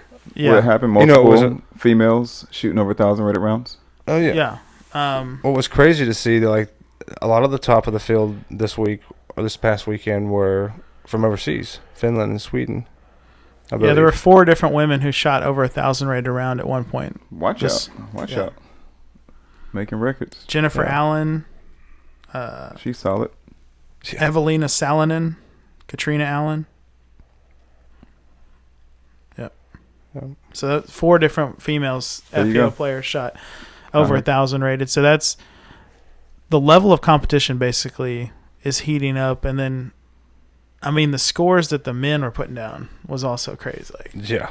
to even make the cut was intense. Like, You're Yeah, seeing well- scores like, I think Kevin Jones, you can fact check me on this. I think Kevin Jones, because I was checking out his different rounds, I think he was 40 under for the event. And I think he was in the maybe 27th place or something like that. Wow. It's like 40 under and not even in the top 10. I mean, Yeah. Yeah, no. Well- Kevin Jones finished at 24 down, 24 down. Okay. tie for 33rd.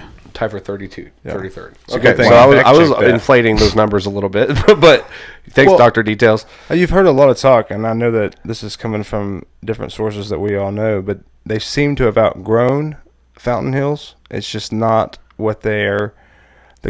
Back in the day, 5 years ago, you wouldn't see those scores. They've just outgrown it.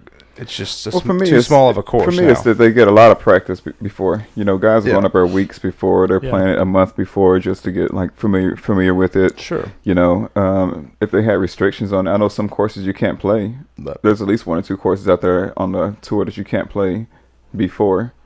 to not give so many people that advantage that, okay, I've got time to go out this week and play when you got to go to work or you got another tournament going on. You don't have time to see what the wind's going to do or, if you're going to use that fairway driver as opposed to a distance driver.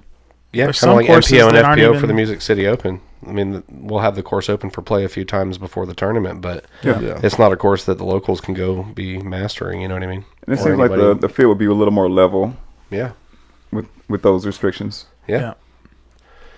You were about to say something. Well, I mean, it's hard to put restrictions on courses like that when they're open to the public all the Exactly. time. You know Well- what I mean? And we're not playing on private courses. I guess that's why courses have different layouts, gold layout. Yeah. But, I mean, if you look at it, the majority of the guys who are on tour, these are familiar stops. They've all played the courses before. Oh, yeah. You At know this what I mean? point, With yeah. even Texas State, which is taking over the first spot of the national tour, correct? That's correct. Like, the players have played there before. And, I mean, the large majority of players have played in Nashville, not on this course, obviously, because it's going to be a brand new course. But they've played in Nashville, so they kind of sort of know what Nashville terrain is going to be like. So they could probably get a guess of what they're looking at, or at least somewhat of an idea. That's That's just my thought. Yeah, no, one of those and the pre-round interview, or maybe it was one of those spotlight interviews, they were talking about, do you think they'll outgrow that course, or are they going to only go down to one course over the next couple of years? And I noticed that they had a couple triple mandos, just like on hole 18 at Vista, they had a triple mando, and almost everybody laid up. I think Eagle was trying, he was down by one going in the last hole, and he had to go for it, and he threw a huge hyzer into the water, but he was trying to make the angle of the triple mando was such that you basically have to get a hyzer to just randomly drop in there, but then it has to stop before it hits the water. I think in the Jomez coverage in the first round, it was specifically referred to as a watered-down version of the bamboo hole at the USDGC. Well, there was multiple Because it triple was mandos. way easier. Yeah. Well, they were- I was talking about that one. Yeah. I think it was like hole 6 or something. It was an Yeah. attempt to Fountain Hills. Yeah, Fountain It Hills. was an attempt to tighten up the course and make it a little bit more scoring separation is what I think they were trying to do there. There were also And- changes to the construction at the park. I know that there were at least a couple holes that were modified. New walls were in place, and they had new created rules because construction at the park limited part of what they had previously been using for the course. Yeah. So there was at least like one new hole and another hole that had been cut short. Well, they're limited too because that park is not shut down. People are there. It's a very popular No, park. it's like a senior community, and Yeah. you can see Yeah. in a lot of like the drone flyovers and stuff, there's just dozens of people in the fairways walking their dogs, like while people are playing golf. And this Or is their another one of the cats. big concern. Yeah, or There was a their cat There and a was a old carrier guy with and a a cat and stroller. a carrier. Yeah, And it was like lead card had to wait for this guy to walk across. I mean, it's good stuff, man. but that's Cats need to one. walk too. What do you mean? Yeah. Cats don't It was need funny. The walks. cat was I in have the one carrier of those just bubble outside. carriers, like the space age looking doctor backpack said it would with be a good window if he for got my some cat. outside I've never air. taken him out in it. Oh, but, mhm. I mean, what are you gonna? You can't I mean, just I let a cat run around in Arizona. I mean, That's cat-tastic. Yeah. So, but that's become one of the big.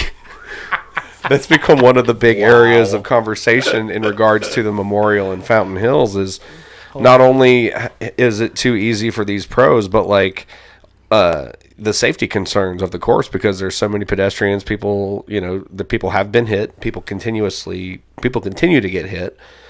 There's a lot of safety concerns with just the layout of the course, and then you couple that with straight up and down. When you look at the numbers, you're watching in these videos, these guys are in the commentary. You hear the commentators say they'll watch a drive, and it's like a hyzer over every visible obstacle, and spikes on the green near the basket, like inside circle one, and you'll hear the commentator say, yeah, it's just crazy how far this game has progressed because that's such a perfect shot, and I can't believe how far he was able to get, and then after that ground action, and so it's like you're seeing everybody's watching this going, wow, people haven't been that's new, like to see somebody throw that far that accurately and play that hole that well off the tee pad, that's really impressive. But then you look at all these peninsula greens, which are basically island greens surrounded by water. And these guys have 200-foot shots, like basically approach shots from some of the tee pads at these really dangerous, fast greens. And they're throwing putters, and you can see they're not powering into them, and they're hitting the green and just flying into the water or just skipping, going OB. It's like, so, I mean, how then we get into an area of conversation that's kind of interesting, where it's like, should we cater to more space where they can play at the distance level that is their max power, or should they be challenged by forcing them to do more distance control, do more power control? You know what I mean? Be able to throw shorter shots. Should that be the way that competition goes? It's ideally you need a mix, and ideally you need a mix of woods, and woods is hard. But I'm in light of the fact that that kind of short play, it seemed to punish them. That I'm just under that light. Some of them, and I think Jennifer Allen actually mentioned something about some of the big arms. It hurts them sometimes because they have to go a little bit smaller or a little bit shorter, not smaller. They have to go shorter. Yeah. And as somebody who, like, when you get into powering a shot, and not that I can throw far, but even trying to get 400 or plus, you're really putting something into it. And then if you're on a course like that, it's very hard to kind of stop. But I think that as a pro, you know that body feel. I mean, even I know, like, the hit's the same. It's just not as much. The pop and stuff is the same. It's just not as much. And you kind of learn to control that. Or if you notice that, I've noticed a lot, and then when I first started playing, you always hear, you need a full reach back. You need to learn that full reach back. But when you watch the pros play, they're only doing the full reach back 9 out of 10 times off the tee. The other times, it's very much like if you watch even Macbeth, a lot of times he barely turns his head away from the basket on his up shots or even a couple 100 feet out, because you really don't need that full reach back. I don't know. And then there was Drew Gibson routinely throwing his buzz. I mean, the hole was like 463, and he was throwing his buzz to it. I mean, it was downhill, that one was, but then there was 423. And they were talking about that on the coverage of mid-ranges and putters. You can just throw that far, and so you have an advantage because it's going to land a lot softer. You have that advantage. You also have the advantage of, like, the slower disc, even though you're throwing them really far, when they hit something, they're not going to take near as big of a bounce. Yeah. And not going to take near as big of a roll or a likelihood of a roll 9 out of 10 times, I would say. As a pro, I think that's what you're waiting on. You're waiting for those shots. You're happy to be in those opportunities where you can show what being a pro is all about. When you, using your example, if you got a shot that's 450 foot and you see that you can use your buzz, or if you're Paul and Beth and you got a Luna that goes 1,000 feet. You're living for those moments. You're thinking, your training, your technique, your mechanics. You're happy at that moment, and then when you do that shot and you perform, especially if you're on Jomez, you're happy to see that. Wow, look what I did. Check me out. Yeah. And then it seems like for me the best part about it is when the pro golfers don't have a reaction. It's just like, oh, that's just a mundane. Easy. Yeah. They're just like, I do that every day. I'm thinking to myself, like, man, I would have jumped up in the air, threw a little fist pump. Yeah, I just threw my buzz 450, and they're like, well, I think it's Tuesday. Possibly part of the intimidation factor. Like, if you just quietly load up a buzz. Let's talk about that too. So if I see you throw a buzz 450, I might think to myself for a second, can my rock? Yeah. Also go 450. Should I try that shot? Do I have the noodle arm today that's not gonna produce, or do I have the arm that's gonna say, "Wow, look what I did"? I matched your shot. A lot of that is kind of going back. You don't need the full reach back. You can do it. Half reach back. A lot of that is the players throwing the same strength and not having to worry about toning themselves back. They're just throwing a slower disc, so they know that disc distance. So they're throwing the same full strength shot. They're just throwing it with a slower disc so they can control that distance. You see a lot of pros doing that. You know what I mean? And that's an easy way to get that distance control. And then, like you said, you're not getting near as bad skip-offs. It lands softer. And if you're like Macbeth and these top pros who can control angles, how it lands, if they throw it correctly, and that's saying something. So what do you think about, like, the pros having the pick of the litter when it comes to discs? So let's think about what you said. He threw a buzz, and Paul West on a Luna. However far they're on it. Who's talking Is about it picking the because litter they like off have, like- off the factory floor? Or are you talking about? Oh yeah, exactly, off the factory floor. Because you can. I mean- we can say that all discs are created equal, but if I get a buzz from you because you're selling it to me, but Paul and Beth went through 150 buzzes and he found the right one that's got the mostest. He does, okay. Guy has the mostest. I was making sure I was right company. Has the yeah, the you're the best- right person to use best that word stability. too. The host with the mostest. Well, he's The host not. with the most? He's not touching every single one that's ever going to be made. There's just no way. And I mean, minus them making a disc for a certain person or them having. And correct me if I'm wrong. I think Paige Pierce had a disc from the bottom up that she designed from Discraft. I think that's what I've heard. Yeah. I don't know if Well, that's we all true or got that not. disc. Page I and got Paul. stable the story in my garage, dude. Wait till Sure. you see it. You need this in your life. Is it more stable than the story that you have at home? I mean, it Drew could be, Gibson but I mean, everybody. is also getting a new custom mold with Discraft and with Yeah. like 3 other companies too. And shout out to the buzz you just mentioned. I was just watching the round 1 coverage from Jomez from the Memorial, and there's, I forget what hole it was, right there, 4, 5, 6, right in that range. One of those holes, Drew tees off. It's a long hole. I think it was a par 4, and he teed off with a buzz. And the disc takes off, the buzz takes off out of his hands, and Nate's talking about like, it's just, I can't believe he threw a buzz and then it's just sailing far. And then his tone of voice was just kind of going more into, oh my God, that's amazing. I can't believe he threw that buzz that far. Yeah. And so that's another testament to what these guys can do with the newest disc technology. But now the pros are getting more involved in the actual design process of the mold and making the disc more to their specifications. That's crazy. I mean, the competition, the level of skill, and the technology is just exploding at this rapid pace. Well, what's crazy to me is why they haven't been doing that since the beginning, like molding discs for certain players, because people love certain players. So if that disc, even if it's molded for that specific player, they could turn around and sell it, and people are still going to buy it. I think it's a So, cost, you know what I mean? a cost factor. Yeah. What disc golfer broke the mold when it comes to being able to have a disc created to their specifications? Was it Will? Well, Schuster? I'm not sure if I don't think he I broke would the say mold. it I mean, was. you could go all the way back to legends in the past. I know one that I know using different styles earlier of than plastic. that is verifiable, and that's Eric McCabe with the Truth and the Verdict I by remember proxy. Truth. Yeah. Because when that was their first disc, and they gave him, they said, what do you want to make? He said, I want a straight flying mid-range.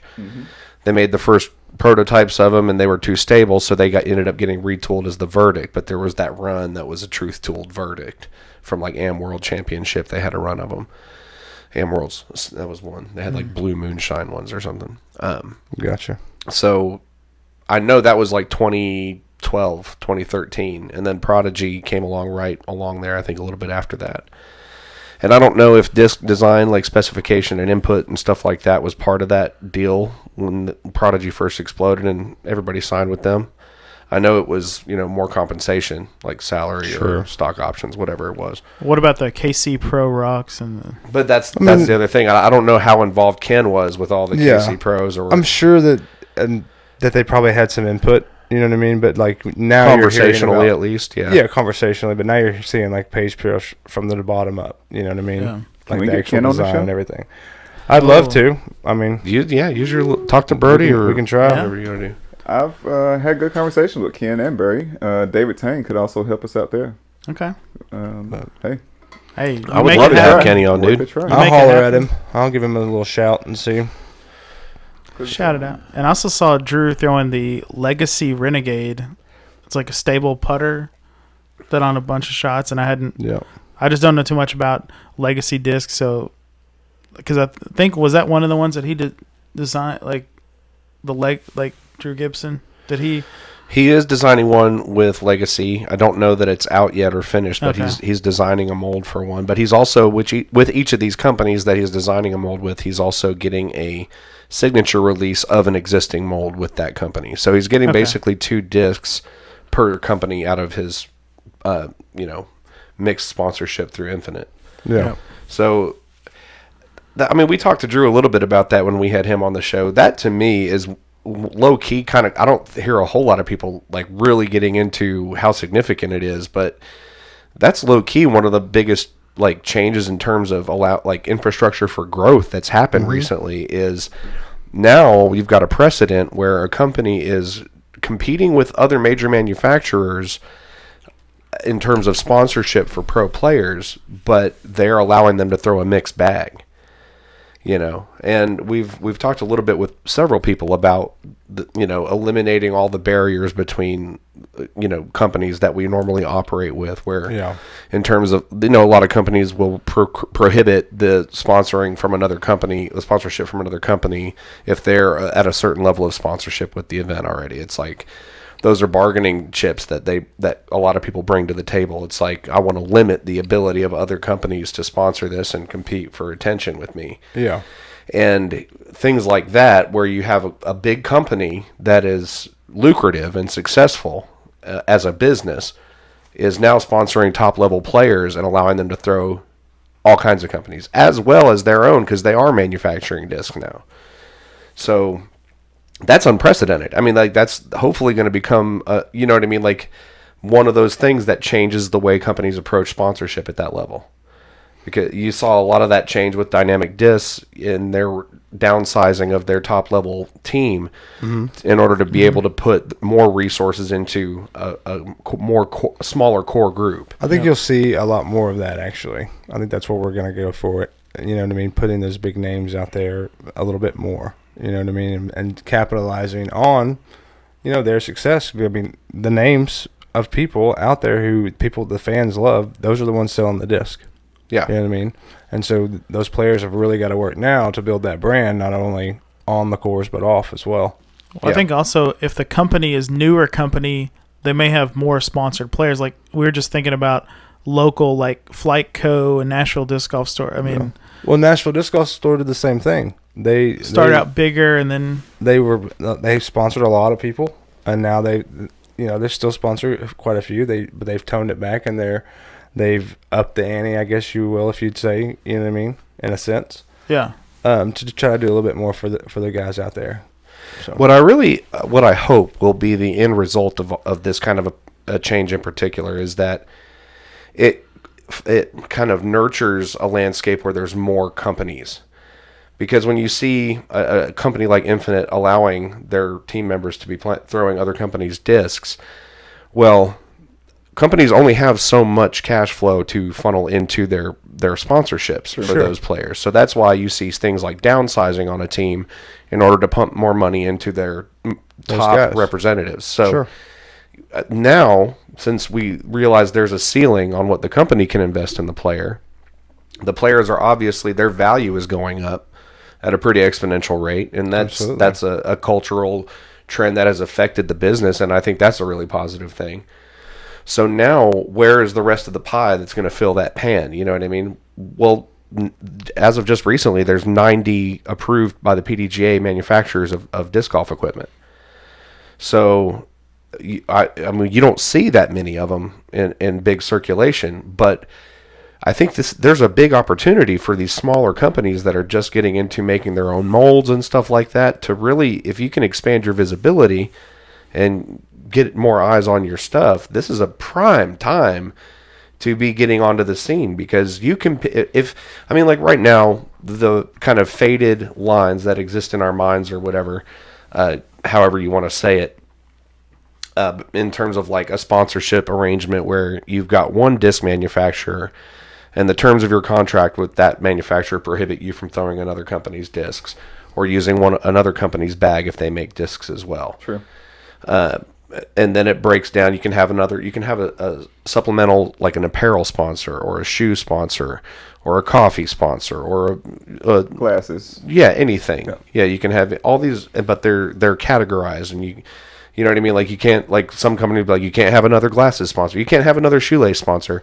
It can only be Reebok shoelaces. You know what I mean? You could break it down however far, but it's like now Infinite is changing the boundaries of that by saying, well, now you've got all these players that are able to throw whatever they want to throw. So if that proliferates, then you're going to see people needing more discs, like so. You got to be able to compete. Yeah. And that's the only way to compete is like watch what the competition is doing and try to adapt, because if all of a sudden they're doing great and you're not doing great, you're gonna look at them like, okay, so how do I get to where they are? Because look where I am now. Yeah. You know. Well, look at like Amazon. You know, they have companies that are like an Amazon retailer. So say you have your small company, but you want to reach a wider audience. So what if these smaller manufacturers like get on Infinite, you know, get their product on Infinite, and so then some of these bigger like companies that sell a wide range of discs, like if they start and then they build a following, then they can make their own, or you know, figure out how to combine forces. These are all those little minute, like infinitesimal things that you don't often get a chance to really speculate on or talk about, or even get to this level of thought about it, where we might be in the next 5 years. You know what I mean? How different everything's going to look not that far down the road. And the future looks great.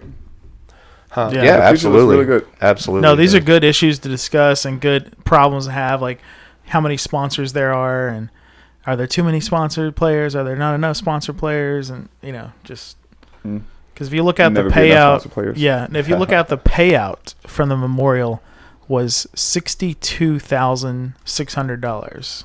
So these purses are getting up. I mean, obviously it's not professional golf purses, but it's from 5 digits. 5 years ago. That's huge. Like comparing the total purse, it's getting up there. Absolutely. And, see It's some- evolution, and it's all just right now. It's the beginning stages, and so everything's trial and error.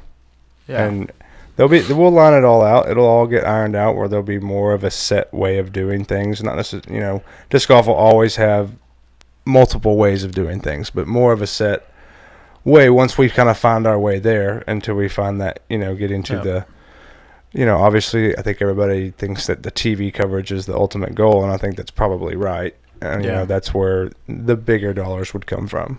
You know what I mean? We get to that level, and that's where the big dollars come from. Yeah, getting in secondary sponsors that don't make really anything for disc golf. Sure. You know, we've had some of the Adidas and different shoe companies and Keen and things like that, but I'm talking about like something that like beer sponsors, energy drink sponsors, like those kind of companies getting into the mix. Yeah. Well, Absolutely. you know, we were talking about customized disc and discs made for certain people.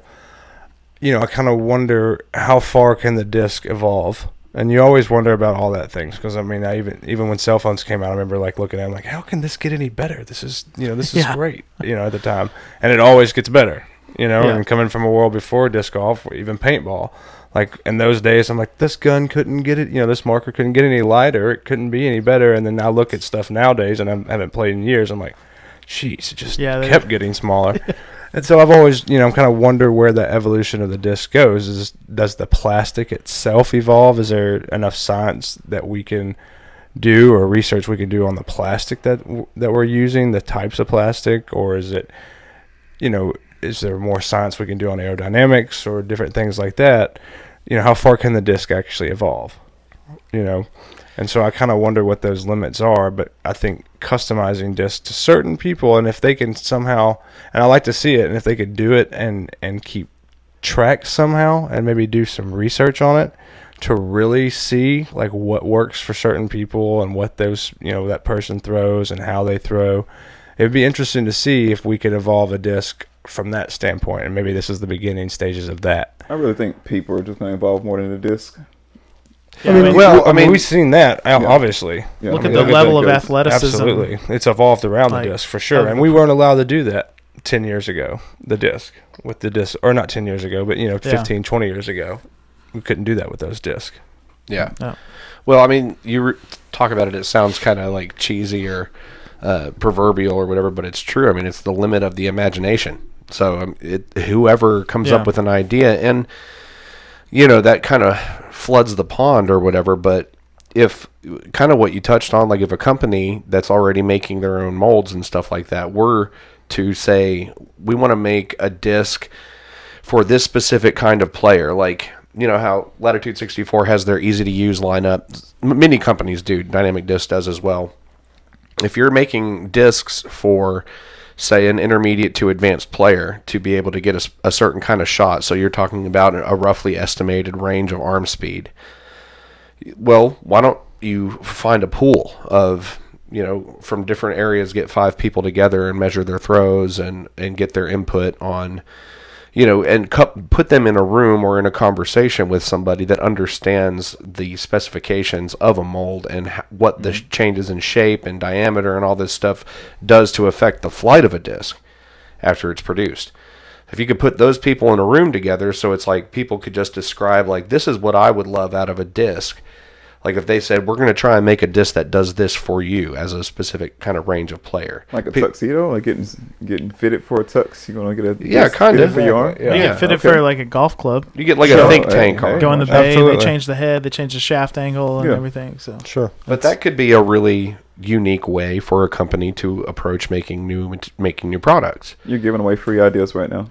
Well, if I was manufacturing my own molds, I probably wouldn't give that away for free. But I don't see that being added to my daily activity. Just right here, I'll whittle you a disc out of wood, boy. Whittle it out of wood. I bet you I can find somebody that would. Disc, put a little aluminum in there. Aluminium. Yeah. Well, aluminium, little diamond. Wait, the aluminum? Diamond dust. Alumina disc? What was the name of the company? Aluminum? Alumina? Tobu. No. Tobu Aluminum discs? is a onion allergy. Remember, this was like 3-4 years ago. The PDGA changed their rules to allow for discs to have electronic technology embedded in them. This was like 3-4 years ago. They made that rule change, and then there was that. I think the company was called Tobu.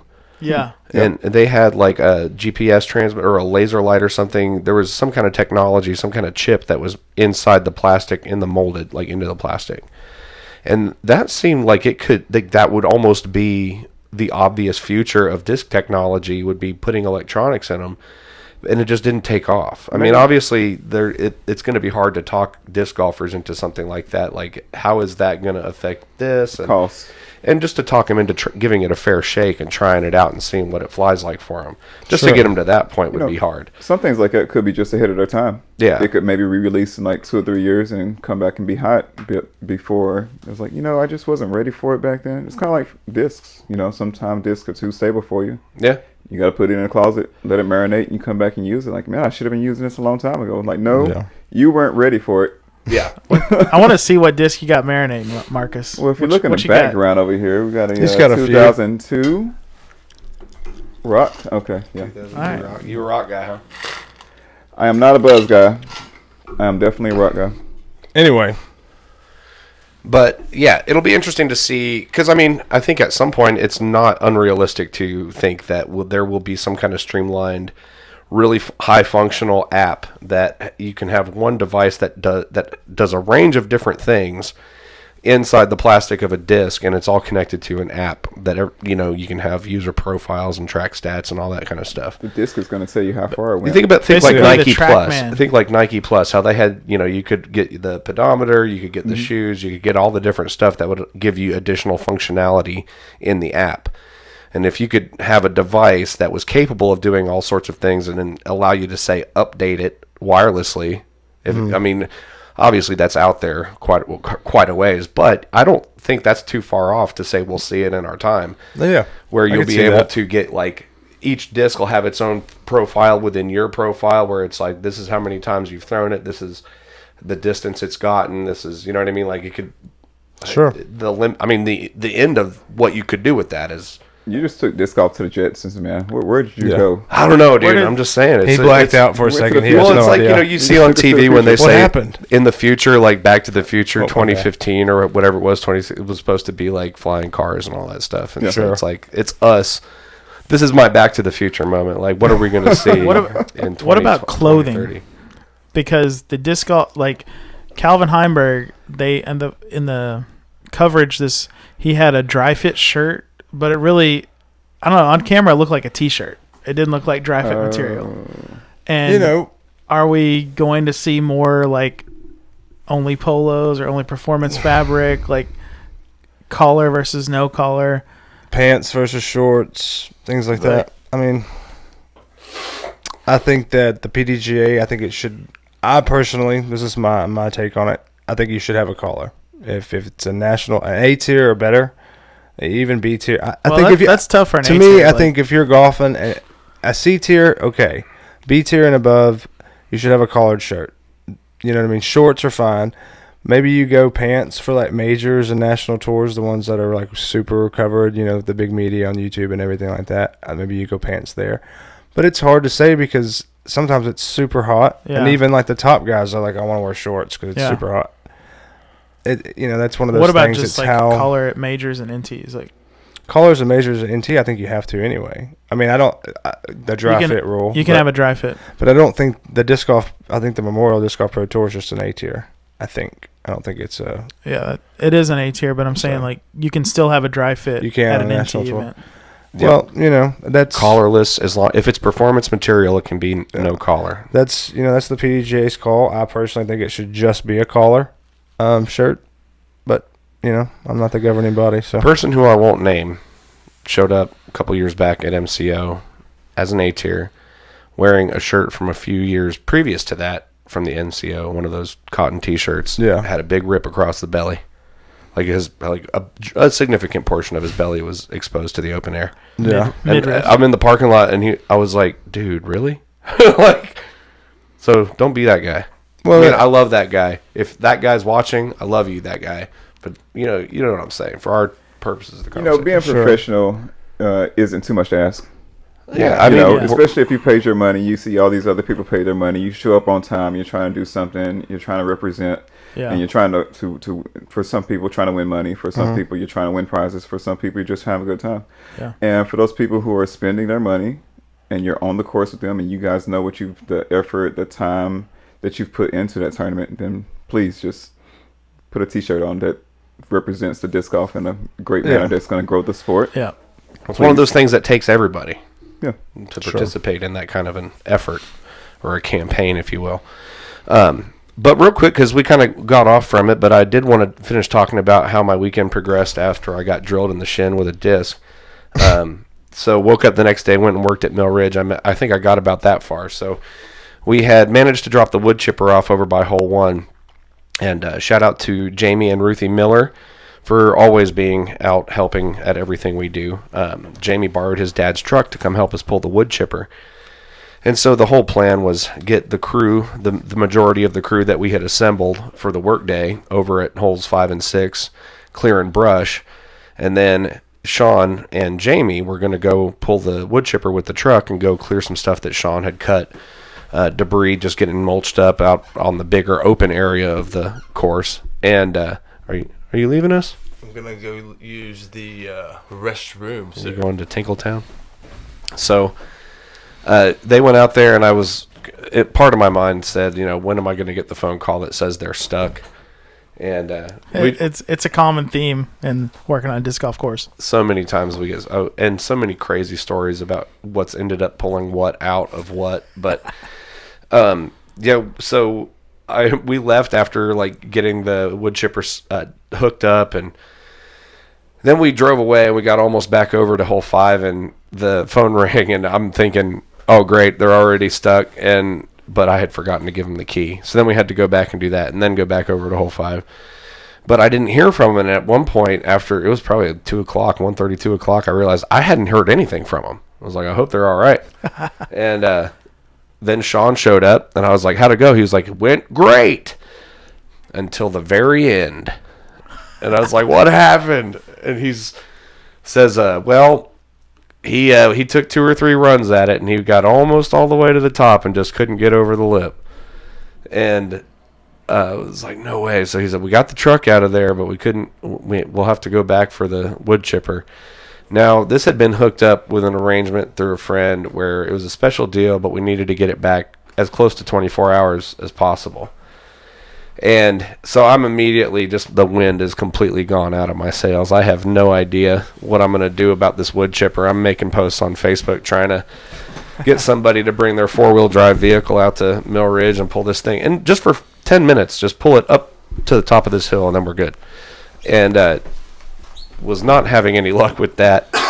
Finally, me and Jamie went back over there and came in from the entrance that's close to Cane Ridge High School and came around the bottom area. There was a little gully we were able to drive through. We got it out.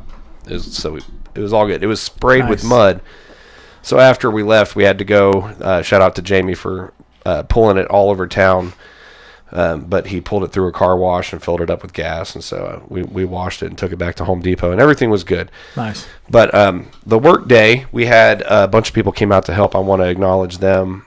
Kyle Batten always shows up. Jamie and Ruthie Miller, I mentioned. Sean Sinclair always out there helping us. Dave Westrom, Justin Martineau, they all showed up. Dr. Hoy, you were out there with me in the morning, and Robert Zavala showed up and brought us lunch, which was really nice of him. But shout out to Outlanders Chicken, donated some chicken fingers, and they had some good sauce, man. But it's really Some shaping up chicken out fingers? there. Chicken I fingers. got some pictures from the work day on Sunday. You can see there's, Show and tell. yep. There's us.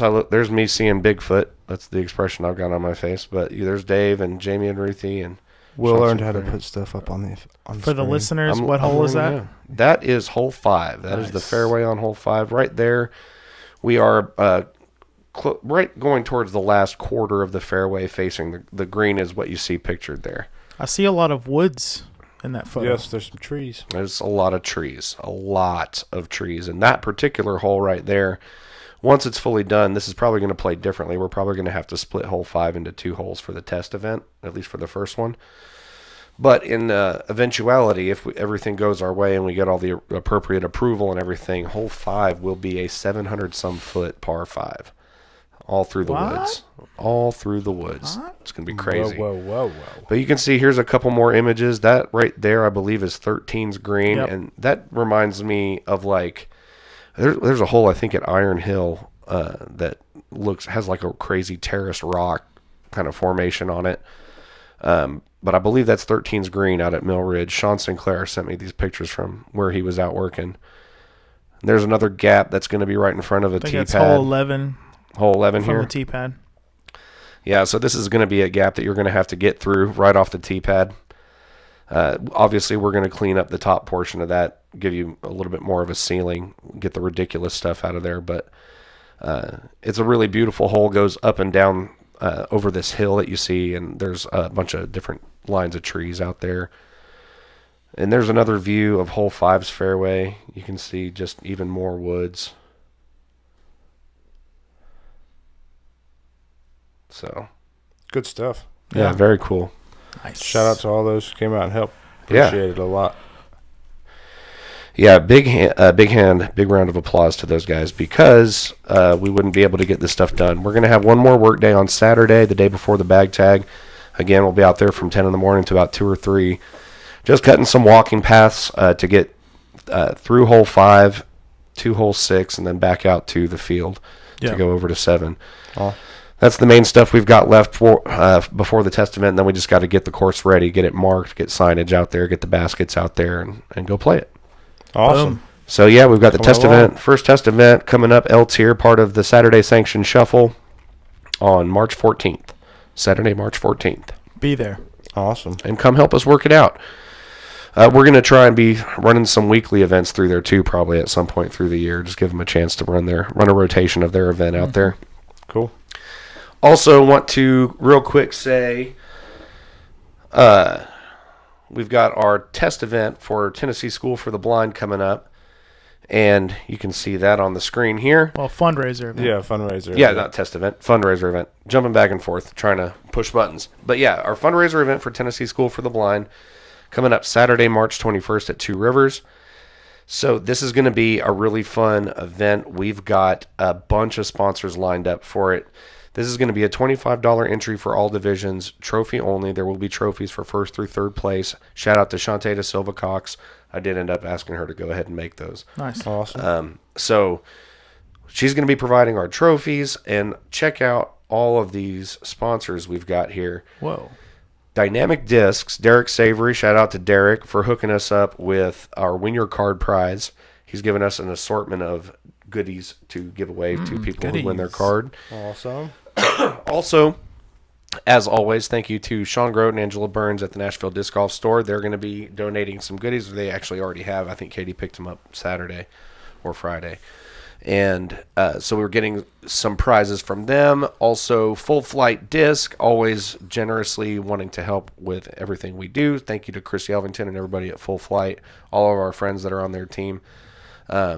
Flight Co., which we talked about earlier, Bradford Watson and Flight Co. have donated some prizes that are on their way for the event. Our friend Kyle Deck at Another Round Disc Golf in Charlotte, North Carolina, has also sent a package. And also our friend Jenny, another former guest of the podcast, Jenny Sanfilippo at Ladies First Disc Golf, is sending a donation of goodies to be given away as prizes as well. Kevin Harris at Smoky Mountain Discs, our friends to the northeast of the northeastern part of the state, he is sending us a package as well to be used as prizes, and I spoke to him about being on the podcast. So sometime here in the next few weeks, we'll highlight another, maybe not local, but regional disc golf, person that's out there. I'm checking out that logo for the Tennessee School for the Blind. It's like a tiger with shades on. Yeah. It looks pretty cool. It is really cool. There was some talk at one of our meetings that they're considering changing it to something that's less edgy or borderline non-PC. I think there is that conversation being had, but I mean, I think it's perfectly fine. I think it's in good fun. Let them rock it. But come out and support that event. While Google still pulls it up, I'm going to keep using it anyway. Yeah. And Carrie sent that to me, said I could use it. So one more, well, actually not just one more, but one more that's here on this image is Bigfoot Trading Company. Okay. Awesome. They are a company out of British Columbia. Shout out to Chad Smoliak, my teammate with Dynamic Disc. He's also a TD promoter up in Canada, in British Columbia. Wow. So international donor for this tournament? Yeah. Dennis at Bigfoot hooked me up with this custom hat, this cool custom flat bill hat embroidered. I got a couple of them, and with them he sent a bunch of cool stuff. He sent some wooden coasters with cool logos kind of burned into them. Awesome. Also, when we were talking to Steve Dodge about the Birdie Disc Golf board game, remember he was talking about there was a card, and we saw it, the one of the karma cards was Clearwater Cologne. It was a bug spray. Oh yeah. Where you have the bug spray, you can offer it to your card mates, and if they accept it, it benefits you, but it also benefits them. So awesome. Anyway, he sent a bottle of Clearwater Cologne. So that they're the company that makes it, I guess, because they're out of Clearwater, British Columbia. So we got goodies from them, and then also today we. Well, maybe not just today, Saturday, over the weekend, we picked up two more. Our friends Ed and Kim Birdie, Flying Colors Disc Golf, have donated some goodies for the TSB event. And there was another one today. Oh, also, Black Monocle Discs, our pal Donnie Bannister.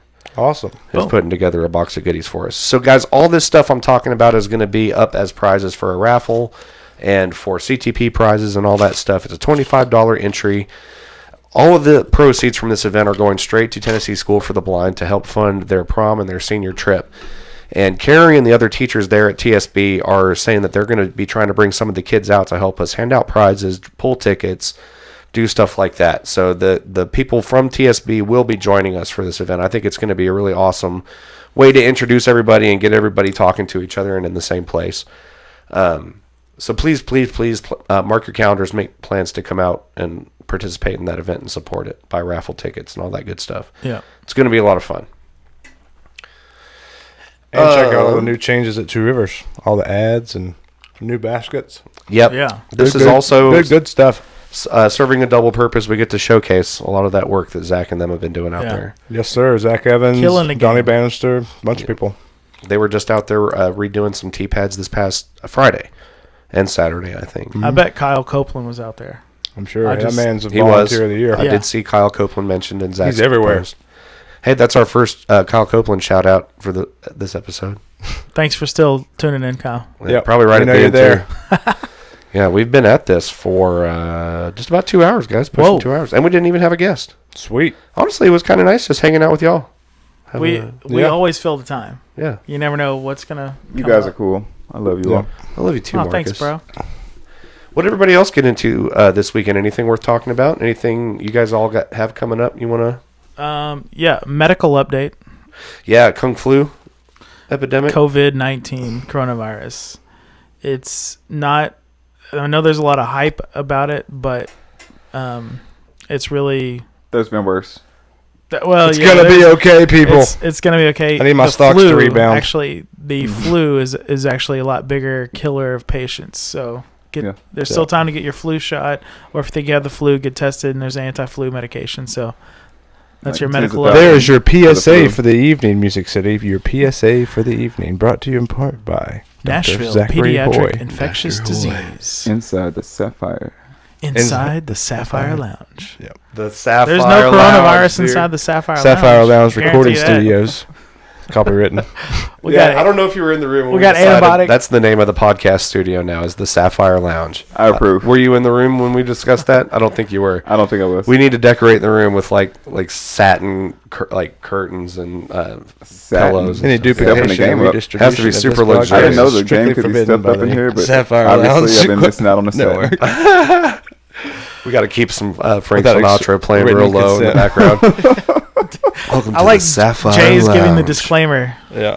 I'm Still your our host, Sapphire Lounge, and Will McCaskill, Any disc golfers out there playing the instruments? Dr. Hoy. Lots of disc golfers play instruments. Yeah, we got a bunch Speaking of of, musicians. I'll holler It's at you Nashville, off air. I dude. got a line on a couple more bands for the live music at the Music City Open this year. Beautiful. I think the Music City Open should definitely have music. I'm just gonna We're obvious definitely statement there. on the same page, good friend. Yeah. We do your music here sentiment. at Music City Yeah, and disc golf. It is Nashville. Marcus, where do you go listen to music That's in what Nashville? Nashville does. When you go, Disc golf music Wanna and check out some live downtown, music or concert? Nashville. You can go to Broadway. Sorority You can find parties. dueling bands. okay, Really. is that a name of a place or? Yeah, it's like it's upstairs, and there's generally two pianists Okay. who are doing covers versus each other, Oh, which is very, very That- cool and yeah, interesting. that sounds you know, cool. Yeah. if they're if the guys that are playing the piano really good that night, oh yeah, you're gonna have a great time. Yeah. Sweet. Blueberry Cafe is cool. Let's see, where else could you go? Did you say Blueberry Cafe? I Or thought- Blueberry? I was wondering. I think I thought it's called Blueberry, right? on Blueberry Hill. I was like Blueberry, like the Bowberry. cereal? Don't Like make the me Bowberry hungry, please. I biscuits. love blueberries. because I mean what he knows. I mean, Anyway, we need to have a You know what I podcast mean. about that, Marcus. He means what I know. Marcus's sweet eat picks. Can you give us a sneak peek? that needs to be a segment. Oh, I just did hooked you miss up, bro. something? What You're just welcome. happened? Sneak peek for what? For your Marcus's sweet, whatever I just said. Sweet eat Yeah, pick. sweet Oh, eat picks. yes, I would definitely Yeah. give you guys a recommendation per week somewhere. Can you What, tell lay it on us? us. You got one loaded in the chamber? or, I'm like- starving. I got food at home. Lay it on us. Tell us what Okay, we so should this eat. week it's going to be actually a breakfast spot. It's called Big Bad Breakfast right down the street from me on Charlotte Avenue. Me and my son What? have gone multiple times. It's Yes. a very, Big Bad very Breakfast. nice happening spot. It was formerly known as EO and Hive. Yeah. Oh, right. I had a good friend of mine who worked there, and that place was okay, but it was definitely eclectic, maybe a little advanced for this area. But the Big Bad Advanced. Breakfast has stepped in. It's right Yeah. next to, You saying it didn't meet the demographic over here? we're not Big East Bad Nashville. Breakfast. This is What he's definitely saying. not East Nashville. Wendell's This is, Corner, The across nation. from Matty Nashville. B's, Wendell's Corner. Exactly. Yeah. But yeah, great breakfast. Oh my goodness. My son got the kids pancake, and it was bigger than my pancake. I was really jealous. I definitely ate some of his pancake. And they got MJ says you heard yes. It, you heard it here first. fresh Big squeezed orange bad juice. breakfast. Check out the Big Bad Breakfast. It is not bad. It is big and good. It's big and bad, as he says. Big and good. it's so bad it's good.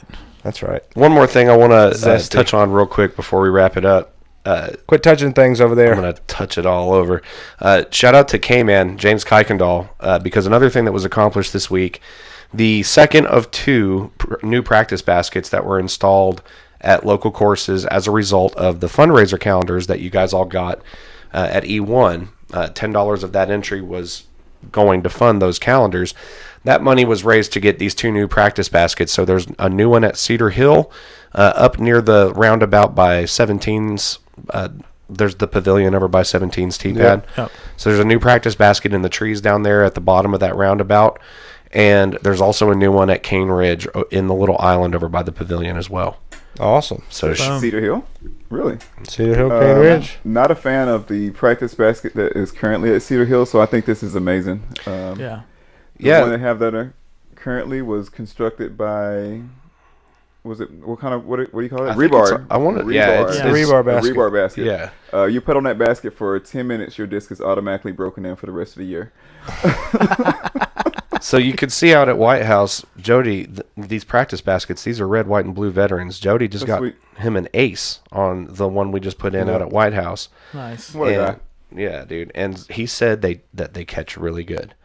And shout out to Dynamic Disc for hooking us up with all this stuff, because they also just today shipped us a permanent conversion kit. Lance and Elise won a veteran basket, a portable one, at Music City Open 2 or 3 years ago. And so Lance wanted to throw that out there as another hole at White House. And so Derek and the folks at the warehouse are hooking us up with another permanent conversion kit for that, so that he can put that in the ground. Cool. Nice. Very soon, one of the plans that we want to do, that I've been formulating in my head, we've all got to talk about it, but replace the T1s that are out at White House, get those vinyl wrapped with a different color that's more visible in the woods, use those to set up a junior course on the property, but get red, white, and blue veterans out there in the woods at White House as well. So I like the idea for a junior course. Yeah. Yep. And thanks to Dynamic Discs, as always, for hooking us up with everything. All our new side game prizes and all that stuff. Thank you. Yep. And I think that's just about it for us, right? I think so. Yeah. About 8 o'clock. Music City. We've we already love you. broken history, talked about the future. Like, Yeah. talked They're about everywhere where to tonight, eat. baby. Blown your minds. Show. I'm hungry, actually. Yeah, after I'm that starving. Breakfast talk. Let's do it. It was a perfect place for that sweet eat picks. Yeah, I like it. Heck yeah. As a kid, I loved breakfast for dinner. Really? Yeah. Yeah, When something he less knew I we were gonna still have love breakfast for dinner, I was hyped. Yeah. I'm hyped for that I mean, right I now. like to eat, y'all. Come on. Yep. Thank you again, Marcus, for all your help. Yeah. Always. For your hospitality and for dude, you made me coffee tonight, and I was so thrilled about that. Live from the Sapphire Lounge. That's my the favorite sweet thing. sounds of Marcus Rogers. You're welcome Silent. to have all these great friends, good gentlemen, good golfers all around. And if you need a place to host a podcast, this is the The place. Sapphire Lounge. Look for it soon on Google and other search engines. But There what's you the go. real term of it? What do you call this place? The Sapphire Lounge. That's the new name, bro. Uh, We named it. It's Nice. been needing a name. I had no clue Yeah. it needed a name, but Yeah. after A tonight, good place always earns its name. That's only going to draw in the most high quality podcasts. true. Yeah. I'm gonna Google recording Sapphire. artists. I'm gonna Google Sapphire Lounge tonight and see who else is out there. You probably get like I an, want to create like an a adult. Facebook group See if we page. can get the domain. Sapphire Lounge, Club Tumblr, Deluxe. Children are allowed. This is what you'll probably get. Yeah. Tumblr, All Sapphire right. Lounge. Get at me. I'm starving. Let's do it. All right. We love Peace. you guys. We love you, Nashville. And we We will love ya. catch you next week for episode 74. So in the meantime, peace out and many birdies, fewer bogeys. The end. Bueno. Peace.